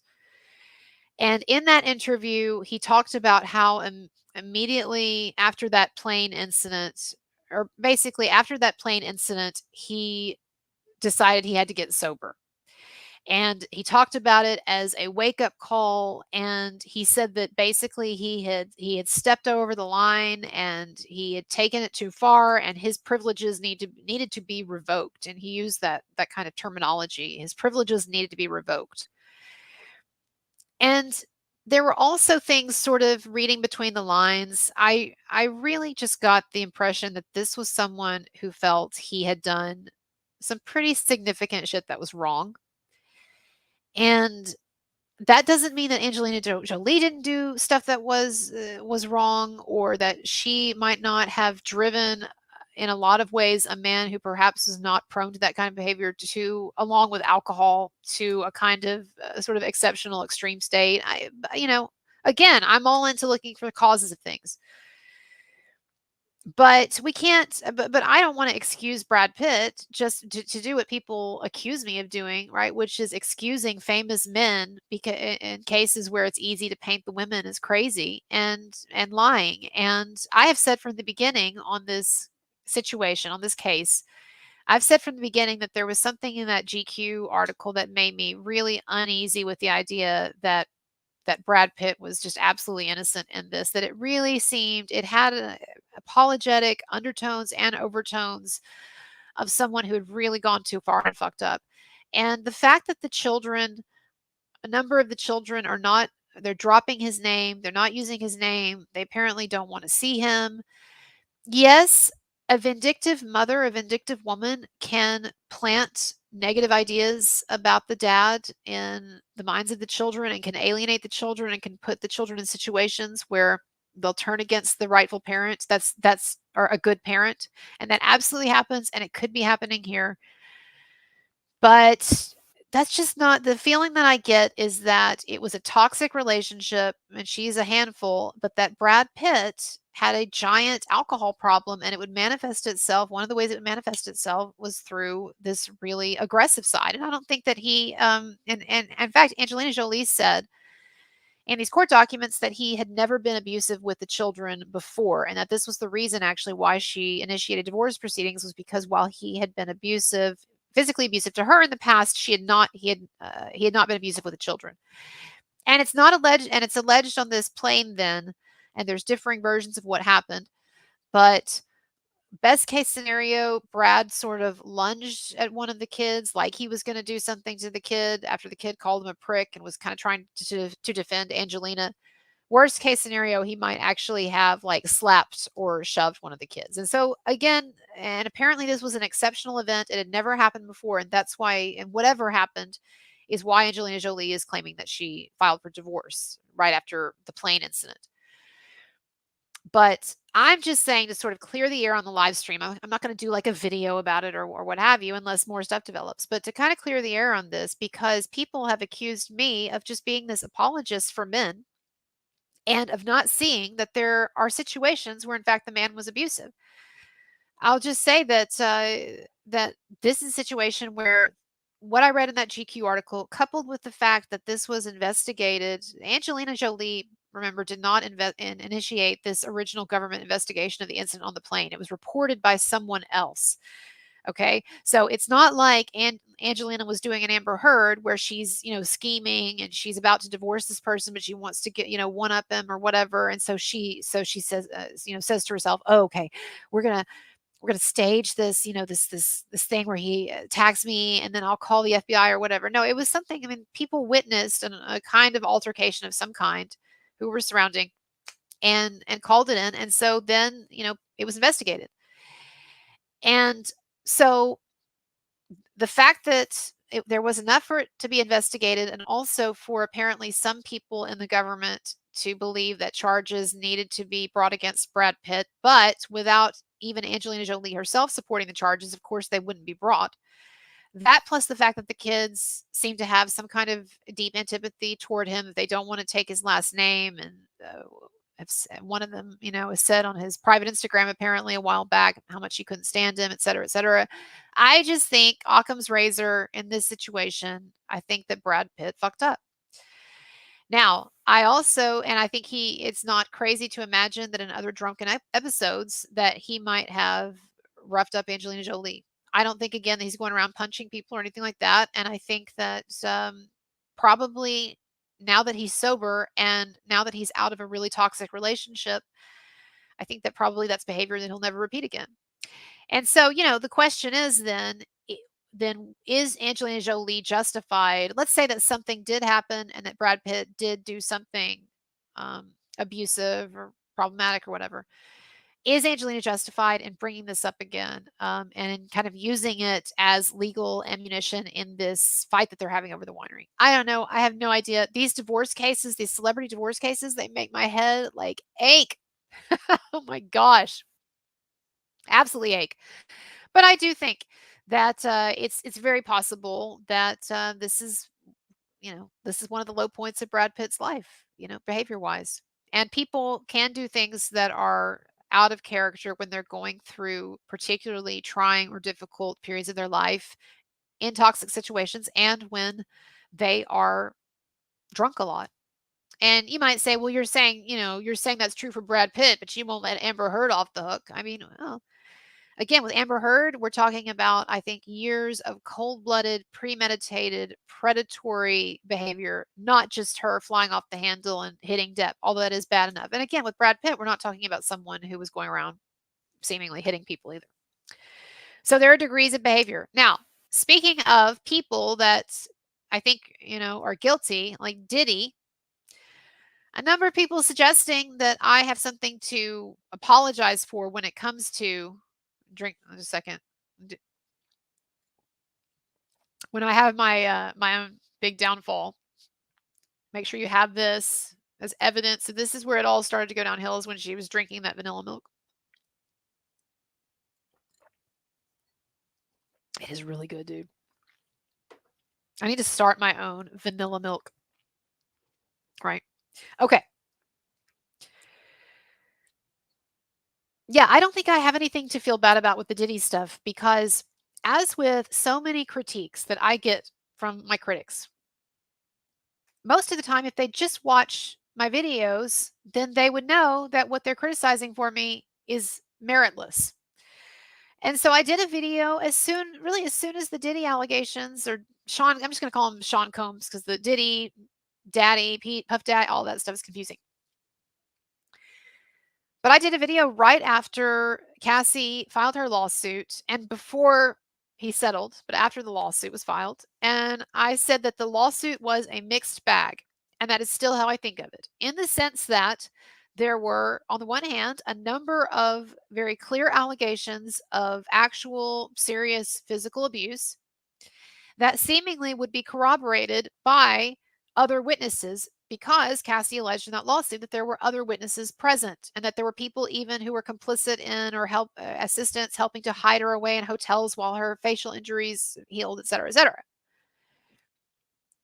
And also talking about how Sean Combs, Puff Daddy, P. Diddy, had paid for this footage from the Intercontinental Hotel of Cassie being assaulted. And lo and behold, of course, we ended up seeing the footage months later, right? Well, when I read the lawsuit and I did my video, I said, look, there are very clear, specific events described here that would leave a paper trail, would leave witnesses, etc. And so these things sound potentially credible, and I would expect that in the coming months we will get a very clear indication of whether these allegations are true or not. And voila, it happened. Now, I was not entirely or completely supportive of every aspect of the lawsuit, because frankly, there were a number of things in Cassie's lawsuit that were clearly just bullshit, and she was just basically reaching, I think, for more sympathy or for a bigger payout, which is fine. I mean, if this rich guy is beating her up, I'm fine with her taking millions from him. I am. And so no issue with that. But just the lawsuit itself, it did contain portions that were really kind of a head scratcher. Like, for instance, she suggests that it was sex trafficking and basically an assault for P. Diddy, Sean Combs, to set up what he called freak offs, where Cassie would consensually have sex with attractive male escorts and maybe female too, I can't remember, but male escorts that Diddy would hire. And in return for that, I'm assuming she would be, as I remember, she was, gifted jewels and purses and stuff like that. I'm sorry, I just don't think that that is sex trafficking or sex slavery and the things that she was trying to depict it as, or her lawyers were. To me, I have always thought of and will continue to think of sex trafficking and sex slavery as situations where people are physically lured or taken or captured from one place and brought to or held in another, or with threat of violence, they're forced to do it, or they are basically entrapped into some situation that's just completely untenable where they can't get out of it. Otherwise, call it something else. You can call it manipulation, you can call it immoral, but I don't think it's sex slavery or sex trafficking or assault to say, okay, you're going to meet me in this hotel room and they're going to have me two guys there and you're going to agree to have sex with them. And then I'm going to give you this Birkin bag or whatever. I'm not saying it's good behavior, but I'm just saying that it's wrong to equate that with actual slavery and assault and all these things. That having been said, the fact that Diddy behaved so horrendously toward her, apparently in a number of ways, I'm like, whatever. But I'm just saying at the time, I did say that the lawsuit was a mixed bag. And it was. I did post something on Twitter and Instagram, I would say a couple of months ago, in which I did go off on the media and on some of the subsequent lawsuits that had been filed against Diddy, specifically the one by that producer Rodney Jones, because I felt like a lot of the media coverage has on the Diddy stuff, even as it turns out he was a domestic abuser and a really shitty guy in that sense, I do think that the media coverage has really jumped the gun into just salacious nonsense. And I understand the government's investigating, and that's great. But to say that because Diddy is accused of regularly using the service of adult escorts and of arranging these freak offs and of taking, prostitutes with him to various places or regularly visiting a prostitution, or a brothel or whatever, like these things, they're not great behaviors, but to say that that is sex trafficking or to talk about him on the level of an Epstein, to me, it seemed like they were jumping the gun. And then to speculate that he might have sexually abused, Justin Bieber because of some stupid quip that he made during an MTV promo or something like that, that was clearly just like funny BS to kind of move the thing along. Like, I just felt like people were really getting hysterical and trying to blow this up into a situation that was much bigger in scope than this rich scumbag abusing some people, as terrible as that was, right?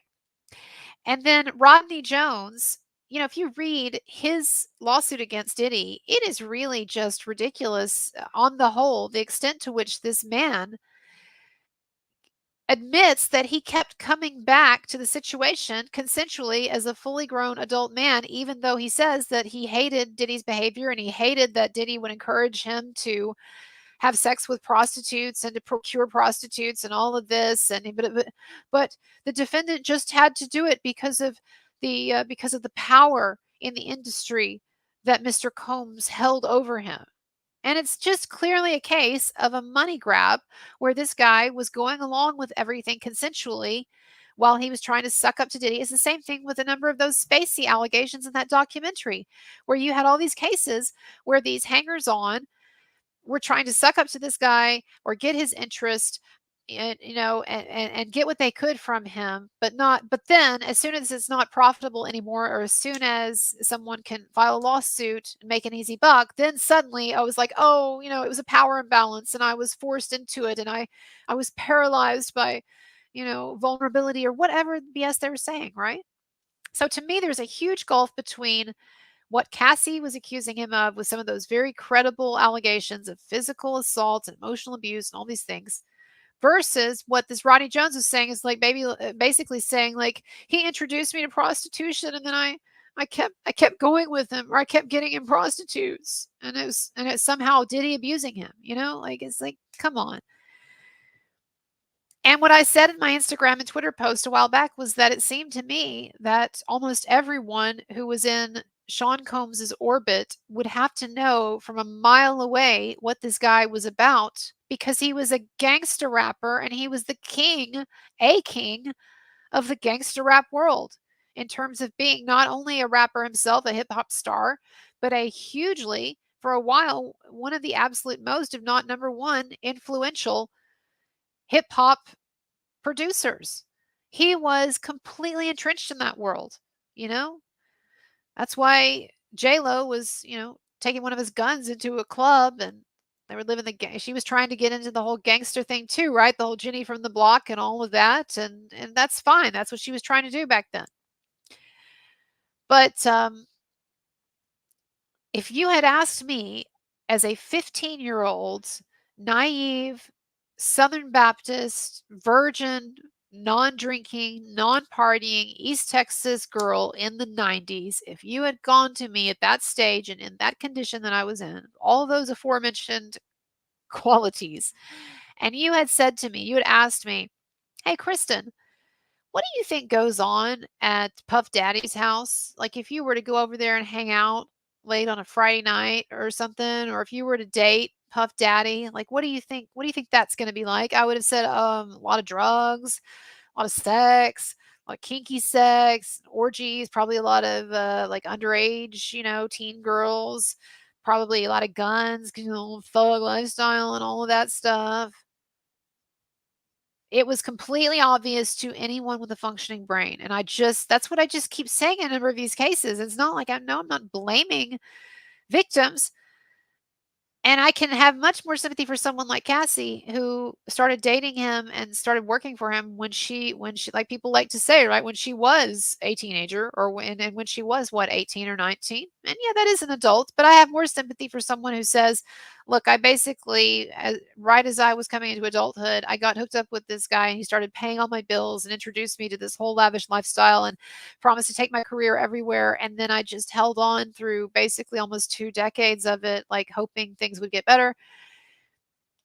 That makes more sense to me than this fully grown Rodney Jones and a lot of these other people who should have known from a mile away what this guy was about, and then got into his orbit and saw what he was about and continued to stay there. There just has to be some room for personal responsibility, particularly for those who are outside of the romantic cycle of abuse. I understand people get in romantic abusive relationships and it takes a number of tries to get out of that cycle. I totally buy that and believe that. But a number of the people who are going after, subsequent to Cassie, who are going after Sean Combs, I think it's going to be really hard to separate how much of it is grift and how much of it is legit. So whatever, and that's a consequence for the life that Sean Combs has chosen to lead, which is a very edgy life. And as I was saying earlier, when you lead an edgy life, then of course you have to have your eyes open to the fact that it's going to draw certain things into your life. It's no shock. It's just like being like a drug lord or something and then being surprised when you're getting in trouble. So what else? What else? The last thing, okay, I've talked a bit about Russell Brand. I'm gonna have to leave soon, but I've talked a bit about Russell Brand, and my thing with being skeptical about Russell Brand is that when I watched the documentary about him, Russell Brand: The Second Coming, which, yes, pun intended, which was filmed when he was going through his sort of spiritual rebirth, so to speak. And at that point, it was like Hinduism and Buddhism and like Eastern stuff and meditating and yoga. And that's when he was divorcing, having marital problems with, and eventually divorcing Katy Perry, partly because she was too plastic and their life was too superficial, and he had seen the light that you have to get past that and go deeper and all that. He talked pretty openly in that documentary. He didn't use these terms, but he talked pretty openly about having a prophet complex.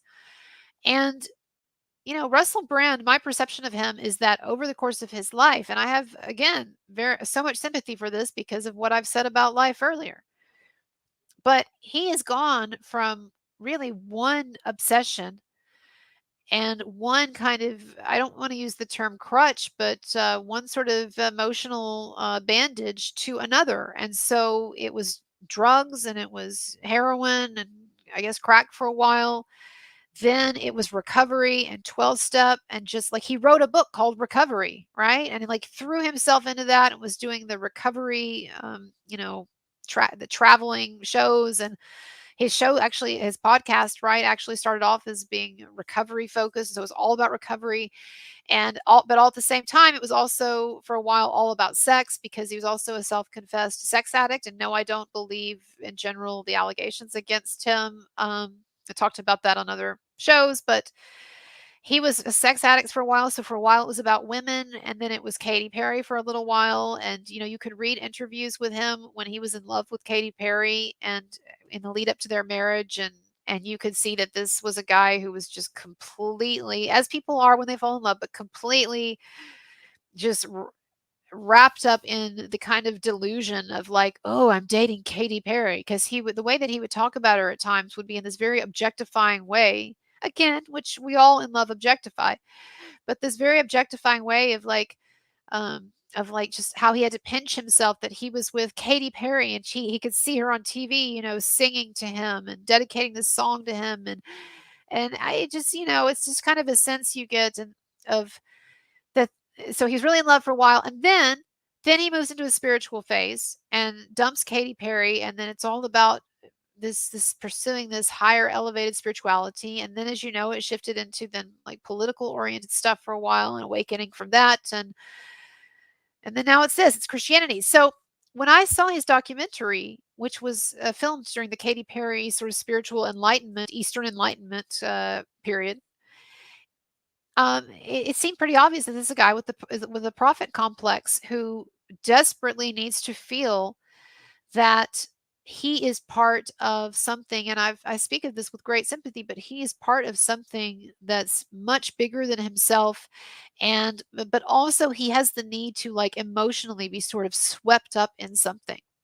And finally, that he has a real aspiration, y'all, to lead a cult-like community. Now, y'all are gonna laugh. I know when I say that, because it sounds like I'm like coming unhinged, and I'm like, oh my God, Russell Brand, he's gonna start a cult, and it's no, I'm not saying that, but I'm just saying that he specifically, explicitly in that documentary talks about his desire to lead a revolution and to lead a community and to transform people's emotion and people's perspectives. And one of his friends at one point even kind of calls him on it, and outright says, that he's basically more or less wanting to be this kind of like guru figure.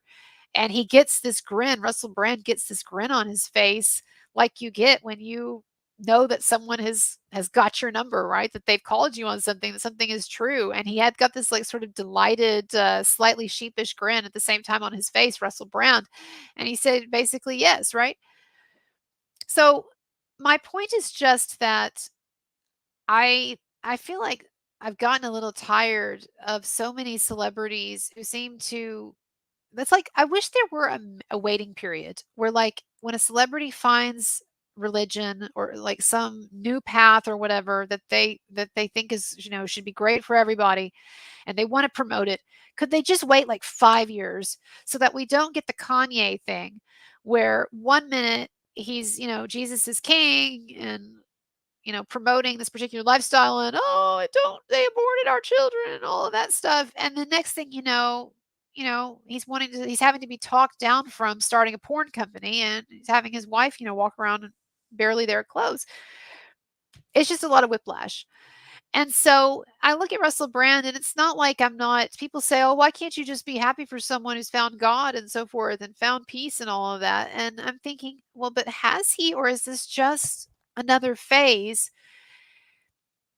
And I guess there's nothing wrong with that because everybody goes through phases. But after a while, it just kind of gets hard to take it seriously when so many celebrities seem to be, they go through phases and then these things sort of fall by the wayside to some extent or other. I don't know.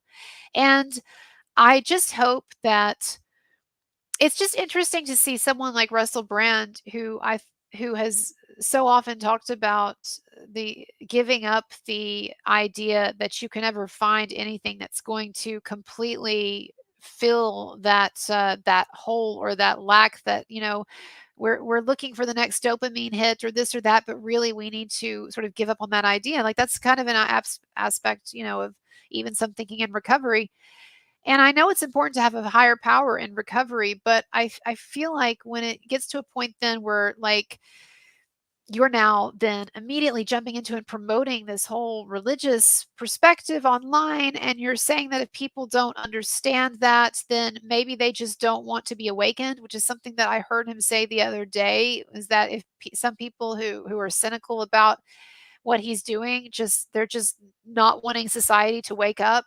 It gets almost into this sort of weird, sort of fundamentalist conspiratorialism about the idea that the world just doesn't understand Christians and the world hates you and the world will persecute you. And, the interesting thing is, I spent decades in the Baptist church and I don't remember, and I've gone away to grad school on the East Coast and been around a lot of people, and I don't remember ever being persecuted. I've never really experienced this great persecution of Christianity that people always said was going on around us. Oh, the world is just persecuting us for our beliefs. You get outside of that bubble and then you realize that actually often it was the other way around. And there was a great deal of judgmentalism coming from the Christian side and certainly the fundamentalist side aimed at other people who just wanted to be left alone to live their lives. And there's a part of me that wonders if, how long before we hear Russell Brand saying things that are more extreme or more hardcore. But there's probably a part of me that's just irrational in that because of my own fundamentalist upbringing, and probably there's a part of me that's maybe a little too triggered to a degree by seeing someone like Russell Brand, who seemed like he had already sort of evolved spiritually, now talking so sort of why in such a wide-eyed, almost kind of naive way about discovering Christianity. I don't know. I don't know. So it's something that I want to think more about, and I will be very interested to see where things go with Russell Brand. I will say this. His Instagram posts and his YouTube videos and his Twitter posts that are about Christianity and related to his newfound religion, they get way, way, way more views and more hits and more engagement than anything else he has been doing, anything he was doing before.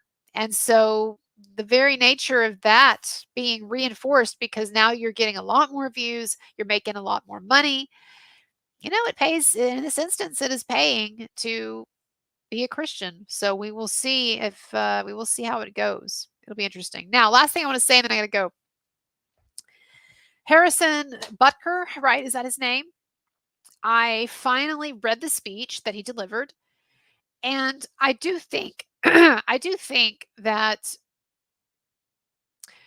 I do think that the outrage that it received was misplaced, and I think that he is certainly as entitled to his opinion as anyone else, and that also the fact that he was giving a commencement address, right, at a Catholic school where a lot of the people there would share and support his beliefs. It doesn't seem like there was anything out of line with that.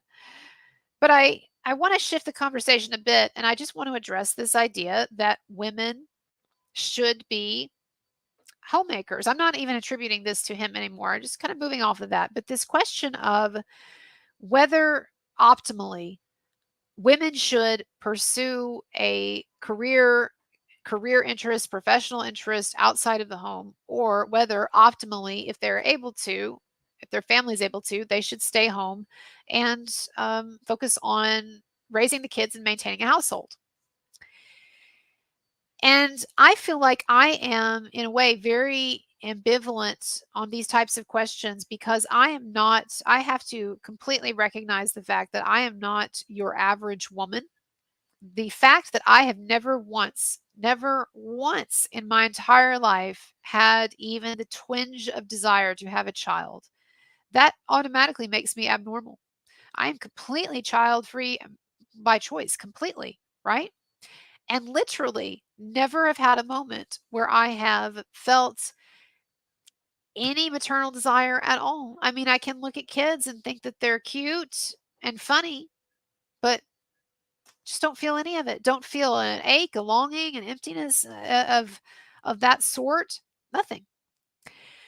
So I also never fantasized about my wedding. I've never once. I'm not. It's one of the reasons I'm not married. I've never once fantasized about a wedding. I mean, clearly there's something that is abnormal about me compared to most women. So I have to take that into account when I say that I think that there has to be more to life than procreating or even being good parents. That might be like shocking or a horrible thing to say, but I've always looked at procreation as yes, it's very for most people it is very important. It's very fulfilling. It's an avenue of extreme, profound sense of meaning. It can be very enjoyable and also hard work and heartbreaking and all of that. But the if life is only about preparing the next generation, or if life is only about giving your kids the best head start, or if life is only about strengthening or instilling values in the next generation or whatever, then what is the point of their lives? Do you get what I'm saying?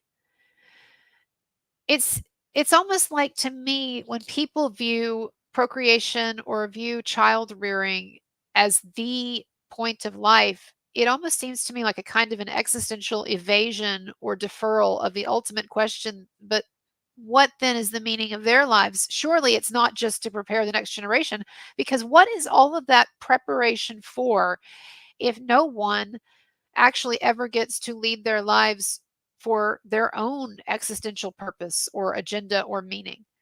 What are you preparing your kid for if your kid's goal is merely to prepare their kid, whose goal is merely to prepare their kid, but prepare them for what? Surely more than just preparing the next for preparing the next for preparing the next, right? So I do believe that even though women have generally, with many exceptions, a more maternal nature, and women are generally, with many exceptions, better suited to be the stay-at-home parent, or maybe more inclined to be the stay-at-home parent, or want to be the stay-at-home parent more than men. I still believe that women, just like men, are not that different in that we too have aspirations and callings and talents and desires and drives and imperatives that are beyond or outside of motherhood and wifehood, even though those might be for many women the most important, and that's okay. And to me, there is also this question of, well, if a woman's purpose and meaning is only defined in relation to motherhood and wifedom, what happens when those kids go leave the nest? Why is it that the average woman lives to what, 80 something years if we're only reproductive for half of that time? What's the rest of that time about? And you have kids and maybe you spend 20, 25 years or whatever raising them, but there's sure a lot of other time to fill, and a lot of other desires and abilities and talents that you could also express in other ways. And I know a lot of people will say, look, you're talking about like living in some dream world where people who go to work are doing that as some kind of creative outlet like YouTube. When in fact, in reality, most of these women, just like most men who go to work, go to jobs that they don't like, that aren't fulfilling, and they just assume stay home. I mean, that's the funny thing too, is probably most men, if they were freed up to be able to do it, most men would want to stay home too and not go to their jobs. So, in a way, it's kind of a myth that most of society, it's erroneous thinking that most of society has this ability to find some career that's really this amazing existential outlet for them. I mean, it's one of the reasons that I'm sticking with YouTube, even though I'm not particularly successful in it, right? Is because it does satisfy a sense of giving a creative outlet for me and giving me some sense of meaning, whether it's illusory or not. And so I stick with it, even though I could have a more secure job and have a surer future doing something more conventional, right? So my point is to say that I do think on the whole, probably most women or many women would be happy to be stay-at-home wives and mothers in a good domestic situation, particularly because a lot of people hate their jobs and don't find them appealing to begin with. But I will not agree that most women have natures that are fully satisfied by wifedom and motherhood. I do think whether we're talking about something professional or we're talking about staying at home and particularly through the formative years, but also doing work online or part-time work or splitting it with the dad or the dad stays home. I don't know. However, people want to work out their lives, which is what I want for people. I'm libertarian. People work out your lives, right? You don't need me to tell you what to do or the government, hopefully. But I do think that a lot of these trad life proponents, and I do think perhaps even a lot of men, and perhaps or a number of men, and perhaps even Harrison Butker to some degree, underestimate the dissatisfaction that their wives and that mothers might feel a lot of the time that they're not aware of, or that the women themselves aren't even aware of.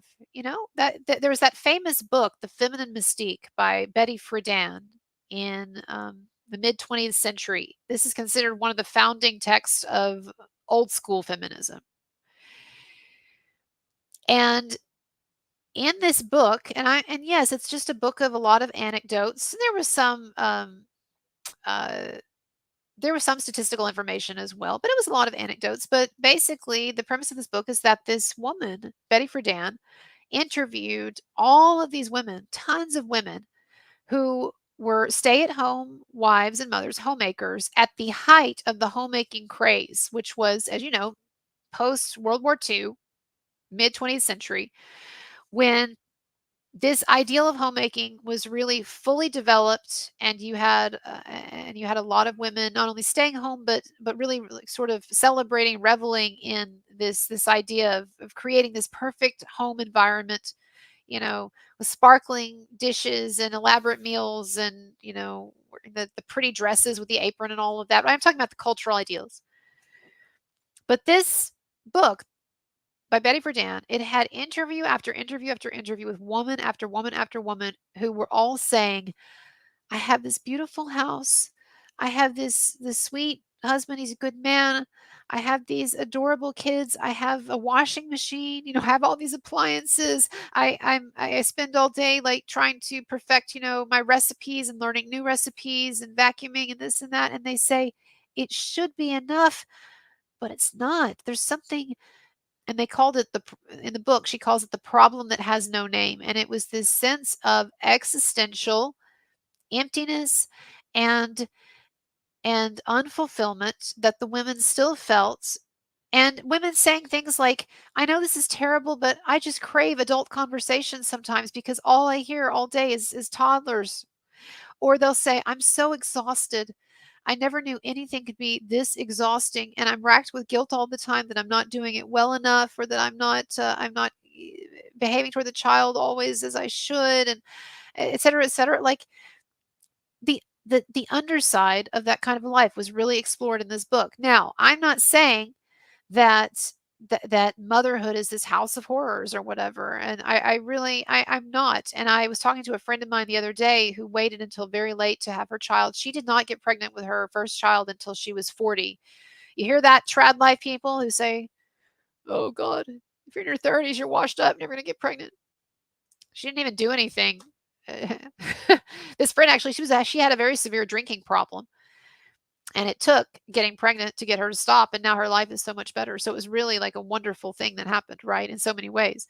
But the point is, I checked in with her and I said, how's motherhood going? And she said it is amazing. She said it's more fulfilling than I could have imagined, and also more exhausting than I could have imagined. But I say that to say that I know it's very fulfilling and joyous and all of that, and particularly for some women, less so for others maybe. Although you can also go on Reddit, you can find all of these women secretly posting about how trapped they feel and how exhausted they are. And of course, if you don't have a good partner, you're doing it by yourself, or you're doing it with a non-supportive or abusive or difficult partner. It's that's what my mom did. But my point is just to say that yes, there are differences between, generally speaking, between men and women, and generally, perhaps a lot of women are more suited or more desirous of or oriented toward wifedom and motherhood, and again, and not so much career, more so than the feminist society would like to admit. And and there's nothing wrong with the traditional gender roles and all of those things, right?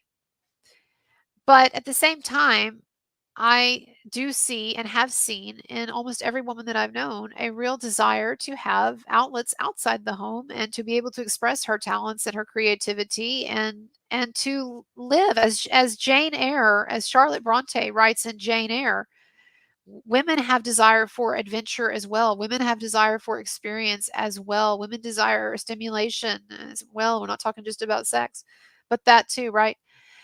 And sometimes it is alarming, often it is alarming to see the way that the trad life proponents and a number of men, but also a number of women, really reduce women to these stereotypes.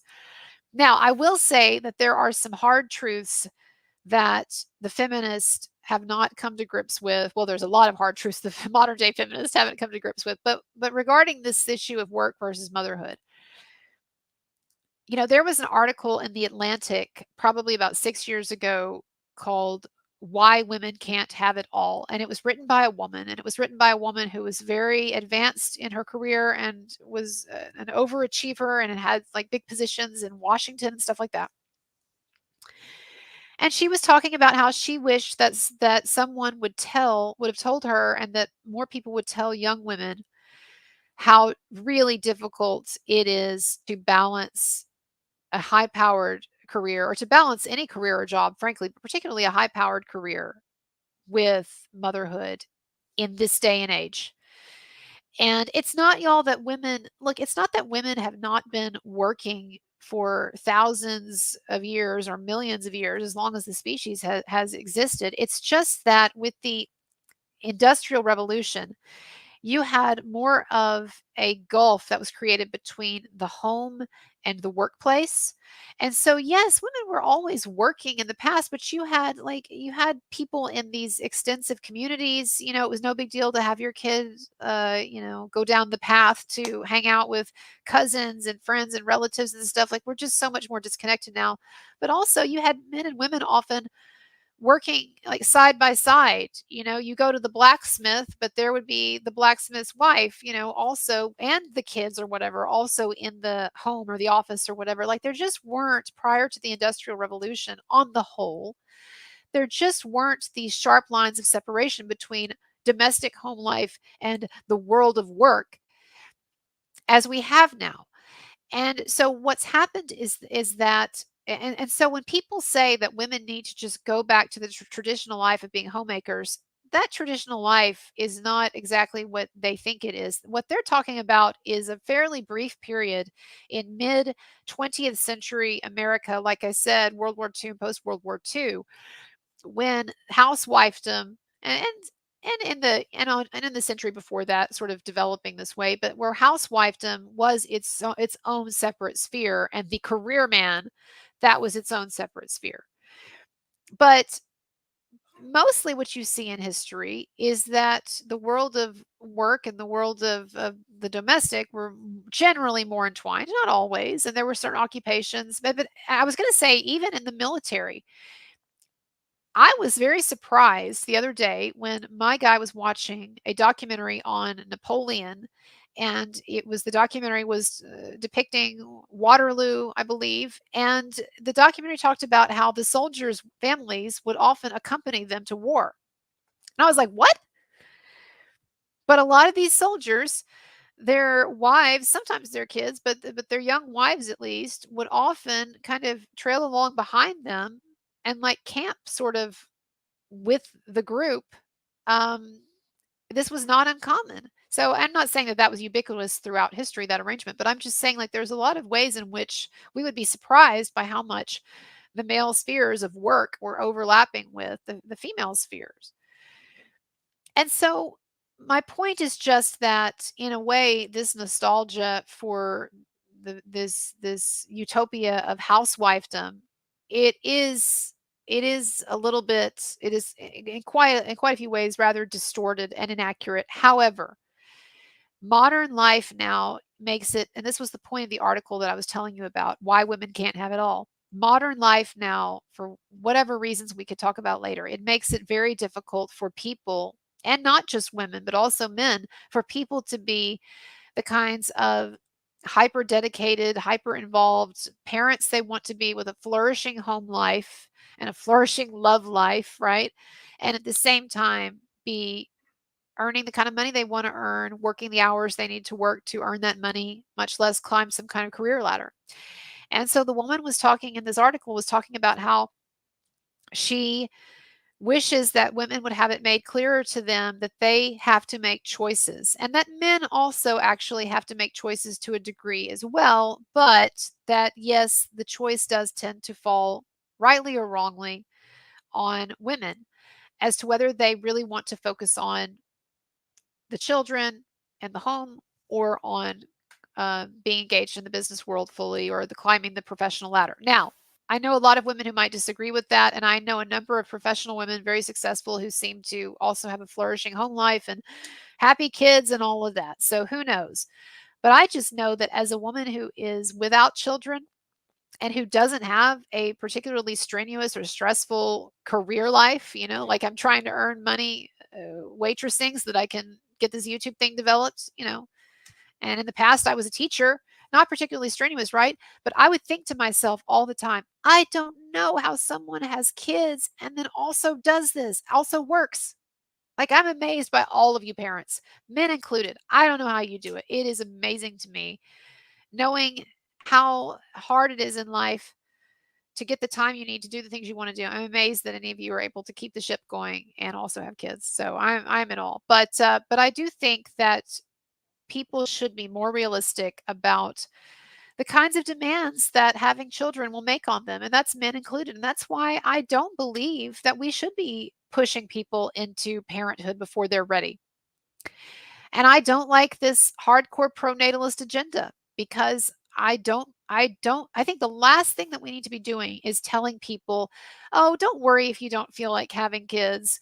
Don't worry if you can't afford it, and don't worry if you're not ready. Just do it anyway." That's what people have been doing for thousands of years. Well, you know what? Conditions, as I've said earlier, were very different for thousands of years. And modern life is not acclimated to what you're describing there, Tucker Carlson, when you say, don't, when he's telling high schoolers to procreate, he was literally doing that. He was saying that he thinks that high schoolers should be, of course, married, right? But should be having kids. And to take this thing all the way around to where we started, a number of you on this Nick Rekieta situation, a number of people have pointed to a live stream that he did, a year or two ago, maybe the beginning of 2023, right? So that would have been a year and a half ago, where Nick Rekieta jokingly referred to the fact that he was beginning his midlife crisis. He was announcing that he announced that he was well into his midlife crisis. And one of the things that Rekieta said in this live stream about his midlife crisis is that he and his wife had had children, a lot of children, he said, early, and that they had because of that choice to get really deep, really heavy into family life with kids, that they had missed out on a lot of experiences and kind of, I guess, like having a fun time and being unencumbered. And as it turns out, partying and maybe sex or whatever, right? That they had missed out on this stuff when they were young because he had gone so hardcore heavy into having a lot of kids. And that basically this was now a kind of a time, he suggested, that they were going to be going back and experiencing some of that. I understand that a number of you look at that and you think that that is just like a crazy, irresponsible, horrible thing to say, and so forth. And again, I don't want to wade into, because I don't even have kids. I don't even want to wade into trying to judge that. But I just want to say this: there are real consequences to having children before you are ready. And I'm not at all justifying a midlife crisis or getting getting in deep with coke or any other addictive substance or what have you. But I do think that it is it's really annoying how many people will promote parenting to people, like, because they want their grandkids, like my parents, my in-laws are guilty of this, or well, mostly my in-laws. My mom knows to keep her mouth shut now, but my father-in-law, sort of father-in-law, has made it very clear to us explicitly that he thinks that we are being irresponsible by not having children, because it is not only your duty to procreate, but also it is your duty to sacrifice yourself for the greater good and for another person and for civilization. And it can't just, your life shouldn't just be about your own personal narcissistic desires and wants and plans that prior generations had knew that they needed to sacrifice and bring children in the world, and we should as well. Now he said that, and he doesn't say it in a mean way. Well, I mean, he actually does kind of say it in a tacky way, to be honest. If you ever watch this, he probably won't see it, but if you ever watch it, yeah, it was kind of annoying. But he's resentful. He's a good father-in-law and a good man and all of that, and I love him. But he is resentful of the fact that he is not getting grandchildren from us. Grandchildren. I think my mom, to a degree, is. And there are all these people in my life who, all of these years, every time I would say, I don't want to have kids because I know myself and I know that I don't think I can handle it. I don't even think, honestly, I'd be a very good mother, honestly. And people say, oh, yeah, you would be. How the fuck do you know? How the fuck do you know? Somebody's standing here, sitting here, telling you, I don't think I would be a good mother. And you're gonna be a fucking idiot enough to encourage someone who's just said, I don't think I'd be a good mother, to procreate? What? And that's responsible behavior? But there's all of these people that want to push parenthood on people. And then when it doesn't work out so well, and I'm not talking about specifically Rekieta, okay? Again, we don't, so far no specifics beyond the drug thing have been provided about anything with the kids. And like Barnes and Viva Frey or Fry were saying, it's likely just connected to the fact of the drugs being there. But my larger point is,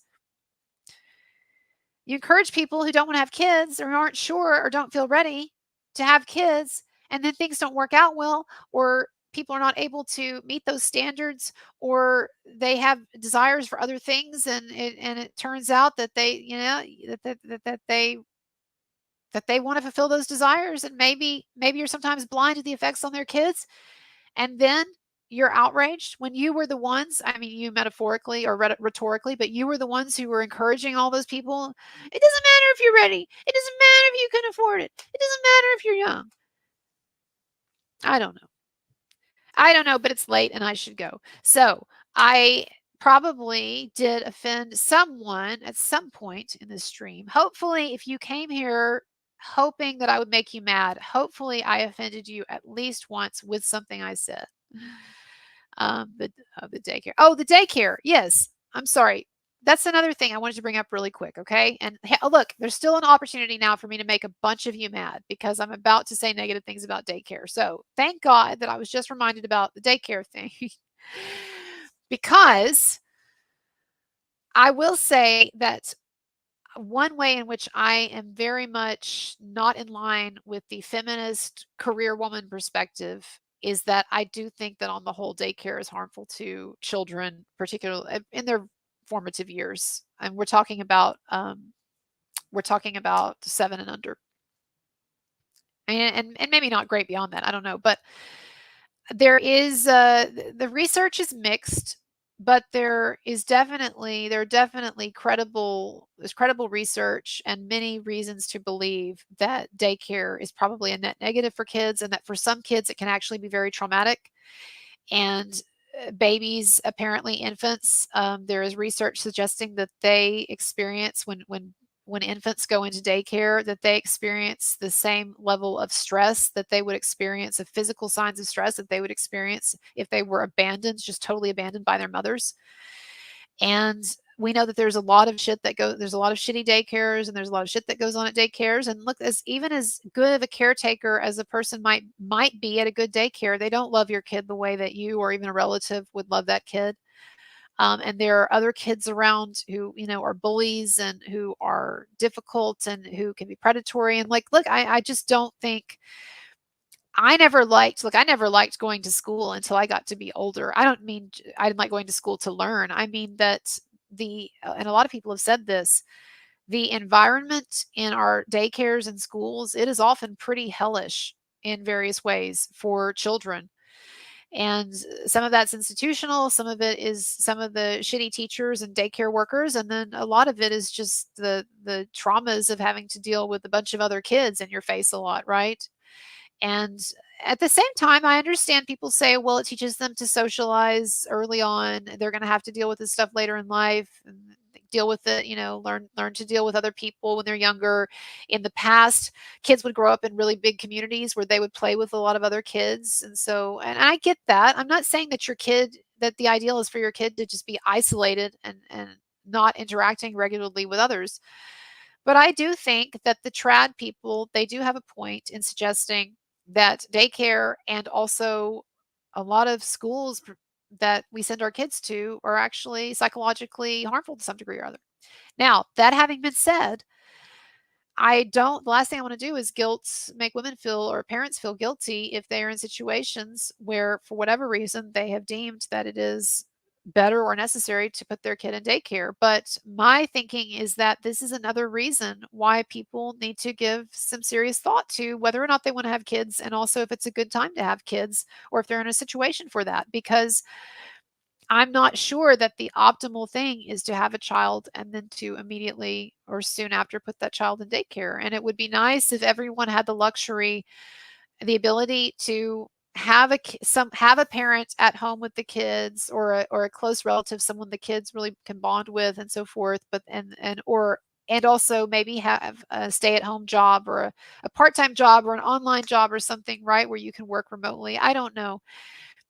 These are very tough questions. Oftentimes, there's not a great answer. And look, y'all, the sad fact is that none of us have enough time to do the things we want to do. And the more people you add to that equation, the more it gets difficult to balance everything. And so I do really sympathize with parents who feel guilt. And I'm talking men and women, parents who feel guilt about having to wonder all the time, am I sacrificing enough for my child, or am I being selfish? And I guess that's kind of where I want to end things, taking this full circle and getting back to the question of what happened with Nick Rekieta, is that there is a real when you have a child, I imagine that there is a constant sort of never-ending debate in your mind daily as to whether you are doing enough for them. Like, I know that. I mean, I've just heard this from my parents, or my mother at least. My dad was an asshole, didn't care. But my mother, I've heard this from friends who have kids. You see it on Reddit boards and people talking about parenthood. To be a parent is to be plagued perpetually by the fear or the guilt that you are not doing enough, or you're not sacrificing enough, or you're not being selfless enough.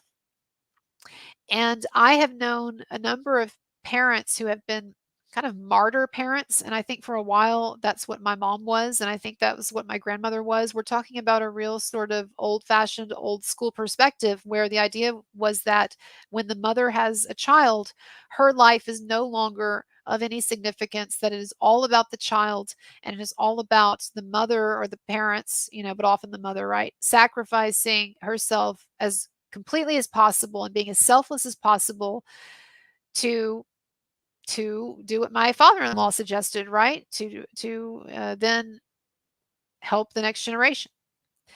And I have to say that I just do not believe that our lives, that the lives of parents become insignificant when they've had children, and that they are just then there to be sort of ghosts of their children's future, as Matthew McConaughey puts it in Interstellar, where when he's trying to decide whether to stay behind with his daughter and family or to go to space and save humanity, right? And remember his daughter, as a little girl in that movie, she's saying, "Daddy, I don't want you to leave," because she knows if he leaves, he might be gone for a long time. As it turns out, he is, right? He's gone decades and decades and decades, while time is going slow for her and fast for him, or slow for him, fast for her. She says, "Daddy, Daddy, Daddy, I don't want you to leave. I need you." And he's got his children, particularly his daughter there, begging him not to go. And he says, do you remember what he says to her? He says, "When you were born, your mother said to me, from this point on, we exist only to be the ghost of our children's past." Yeah, ghost of our children's past. In other words, from this point on, it's not our existence that matters. It is creating a life and memories for our children and the foundation for them, and parenting them in such a way so as to maximize what they need. And it's not about us. We're like ghosts. We don't even really exist, right? For as unimportant as we are compared to our children. And Matthew McConaughey tells his daughter that, and he says to her, "But I'm sorry." He said, I've got to exist. I've got to live. And what he means by that is, in order for him to save humanity and go on this mission that only he can do, and ultimately save his daughter, right? He has to step back into his role as the protagonist in his life. And I guess that's what I'm trying to say here, is that I think that the nature of parenthood is to struggle with this question of whether the child is your child the protagonist of your story, or are you the protagonist of your story? Do you understand what I mean by that? If you think about another really famous movie by the same guy who did Interstellar, Oppenheimer. No, am I thinking of the right one? Just a minute. I had a great point that I was gonna make there, and it, like, slipped away from me. Don't you hate that? It's getting late. I'm about to leave. I ended up going much longer than I said I would, right? Isn't it interesting how another half hour, 45 minutes turns into, like, hour and a half?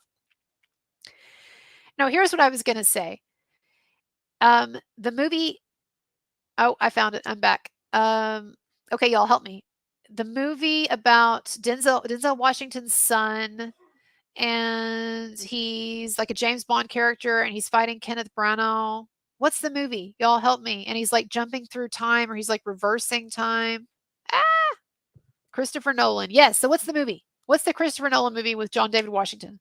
Help me. Help me. Ah. Okay. Tenet. That's it. Okay. Here's my point, y'all. In Tenet, the main character, he keeps declaring over and over to people, "I am the protagonist." And the reason for that is because these people that he encounters along the way on this mission that he's on, which he doesn't even really understand right until the end, and it turns out he's the one who sent himself on this mission. But anyway, spoiler, sorry, I just ruined the movie for you. He keeps telling people, "I'm the protagonist," because along the way, everyone keeps saying to him, "You don't need to worry about this, or you don't need to know this, or you don't need to ask too many questions, or you're not going to be able to do this. You're not important. You're not enough," whatever, right? They keep in various ways minimizing him. And he keeps saying, "I'm the protagonist," right? And so at the end of the film, those are actually his last words after everything has sort of been explained, and he's discovered what his purpose is, and he's on his missions, and he's finally sort of seen the light, and he's in command of his life. And he says to someone at the end with this satisfied smile on his face, he says, "I'm the protagonist." Now, what does that mean? Well, the protagonist is the central character in a story, or a novel, or a play, or a movie.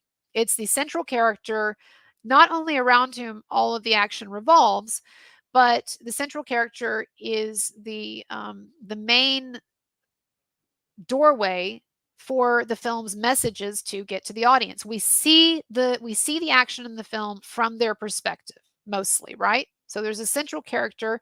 You tend to then sympathize with them and experience everything that's going on in the film to some degree from their perspective, particularly if it's first person. So when he says, "I'm the protagonist," it is asserting it is taking control of his life's narrative and asserting that there is, in fact, a deeper meaning for his life and an existential purpose or purposes that he is now fully on board with and engaged with. Because through much of the film, he's in a state of sort of disarray and confusion. He doesn't know why he's doing what he's doing. He has people giving him these orders he doesn't understand. He's playing a game that he doesn't have a handle on. And so by the end of the film, he has gotten a handle on it and he has fully taken charge of his life. I am the protagonist. And I think that when people have children, speaking as a childless person here who may not know what I'm talking about, I think that when people have children, then there is a real ambivalence that is opened up, or kind of a paradox between, on the one hand, feeling very invested in this parental role, that you're supposed to protect this child, you're supposed to introduce this child to the world, teach the child in the ways of the world, prepare them for their own lives. You are supposed to make sacrifices for them, even perhaps sacrificing your life if the situation demanded it, et cetera, et cetera. So, on the one hand, what was being said in Interstellar by Matthew McConaughey's wife, on the one hand, that is a legitimate perspective, that when we have kids, we are then the ghost of their past. They are the protagonist, right? Whereas I would also argue, though, that as important as our children are, and even though I think that it is entirely appropriate for parents to make huge sacrifices at times for them, even their lives, perhaps, I still think that even when we have kids, even when people have kids, that they should continue to be the protagonist in their life. And what I mean by that is recognizing that your life narrative is sacred, in that it is something that that God or nature has given to you, and that as important as it is to be there for your child, or to help your child, or even to sacrifice for your child, that you still are the protagonist of your story, and that means that there is more to you than that child or that husband or that wife, as important as those things are. And so that there's still an existential component to you that is outside of that. But that creates a lot of tension, because everyone has to negotiate within themselves when it is appropriate to do something for themselves or to do something for their child. You know, this comes up a lot, like with inheritances. A lot, I've known a number of middle-aged and elderly people who have intentionally lived more modestly in their later years than they would have liked to, because they're wanting to leave their children more. This was the case with my grandparents. This is the case with my own mother, even though I've tried to talk to her at times and said, I wish you would Mom, I wish you've still got time to travel or do this or that, and she's like, well, I know, but I want to leave you and your sister, a little something or whatever. And I hate that. Like, it's nice of her, but like, I wish she's had a rough life in a lot of ways. I wish she would spend a little money and enjoy her years. But there is always, I think, with parents, this real guilt and this ambivalence about, when do I know when it's the right time to do something for me, even if it's not always the best thing for my child, versus how much do I sacrifice what I want and my protagonist role for my child. And I don't know what the answer is to that. And I think that is a very tough call. And so what I'm trying to say here is that while it may feel very easy and smug for some people to look at Nick Rekieta and say, how dare you be that selfish, that here you are, you've got kids, but you're pursuing this irrational party lifestyle and trying to experience a little bit of of what youth has to offer before your youth is totally gone, and trying to explore some parts of yourself that might have been repressed. Again, I know that the Coke thing, that's what people keep fixating it on, and I know it's not nothing. And look, I've known a lot of people who've done a lot of Coke, and I know that it's poison, for your body, and in a way that, like, there are other drugs that don't even have that feeling that Coke gives you. When you take Coke, you know that you have put some hardcore poison into your body, right? So I'm not minimizing any of that, and I know that when people get into hardcore addiction, it doesn't lead to good things. So again, not saying he shouldn't get rehab, shouldn't get help. It's not my business, and I'm not saying that that they don't have changes to make, that they need to make to improve the environment for their kids. But I am saying, I guess what I'm trying to say is that it's easy to look at a case like that and to think, oh, I would never, sorry, almost done. It's easy to look at a case like that and think, oh, I would never do that and how dastardly and inhuman and horrible. But a lot of people are not recognizing all of the ways in which they themselves regularly choose themselves over their children, and maybe rightly so in a number of cases, right? And this is the thing that gets brought up a lot with divorce. You know, a lot of people in the red pill community are really down on women for initiating the majority of divorces. And I know it's a complicated topic. And look, I know men get shafted a whole lot in divorce proceedings. And I'm down with a lot of these. I'm sympathetic to a lot of these arguments that things are not functioning correctly, the state of the legal system and divorces and all that, right? But I think that it is unfortunate to dismiss women who initiate divorces as being frivolous, to say, oh, it's frivolous to divorce someone based on irreconcilable differences. Living day in and day out for years and years and years with someone that you don't get along with or that you can't stand and that you have a negative, toxic dynamic with, that is not nothing.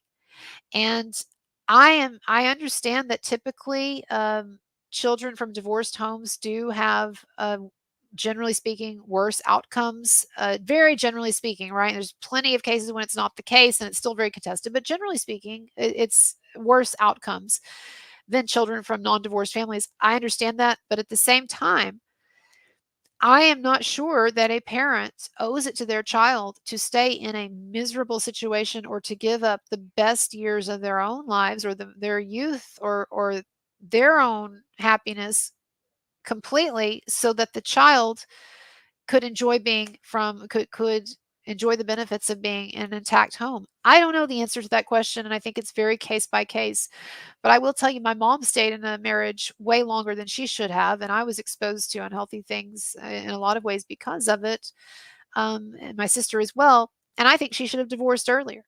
But she really felt, as a submissive Southern Baptist wife, um, that she was supposed to stay in that relationship because God was against divorce and divorce wasn't good for children. So I just think that it's unfortunate that a lot of these rigid ways of looking at the world trap people when really a lot of this stuff is complicated and there's room for extreme ambivalence. And I do believe that ultimately, even if you have children, you are still, in a spiritual sense, even, you are still, God still sees you as the protagonist in your story.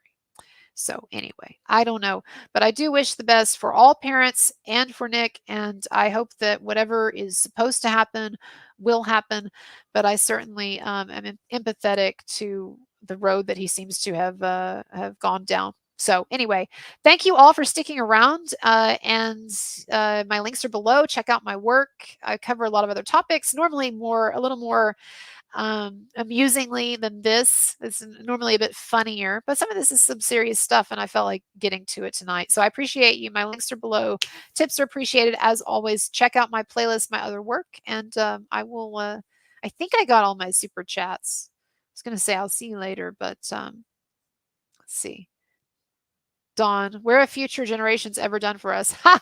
That's a good one to end on, Dan. What have future generations ever done for us? Well, I will say this last thing before I go. You say that being facetiously, but it is true that all of us who are here, none of us, so far as we know, entered into these lives voluntarily. We were all basically forced into these lives by our parents, right?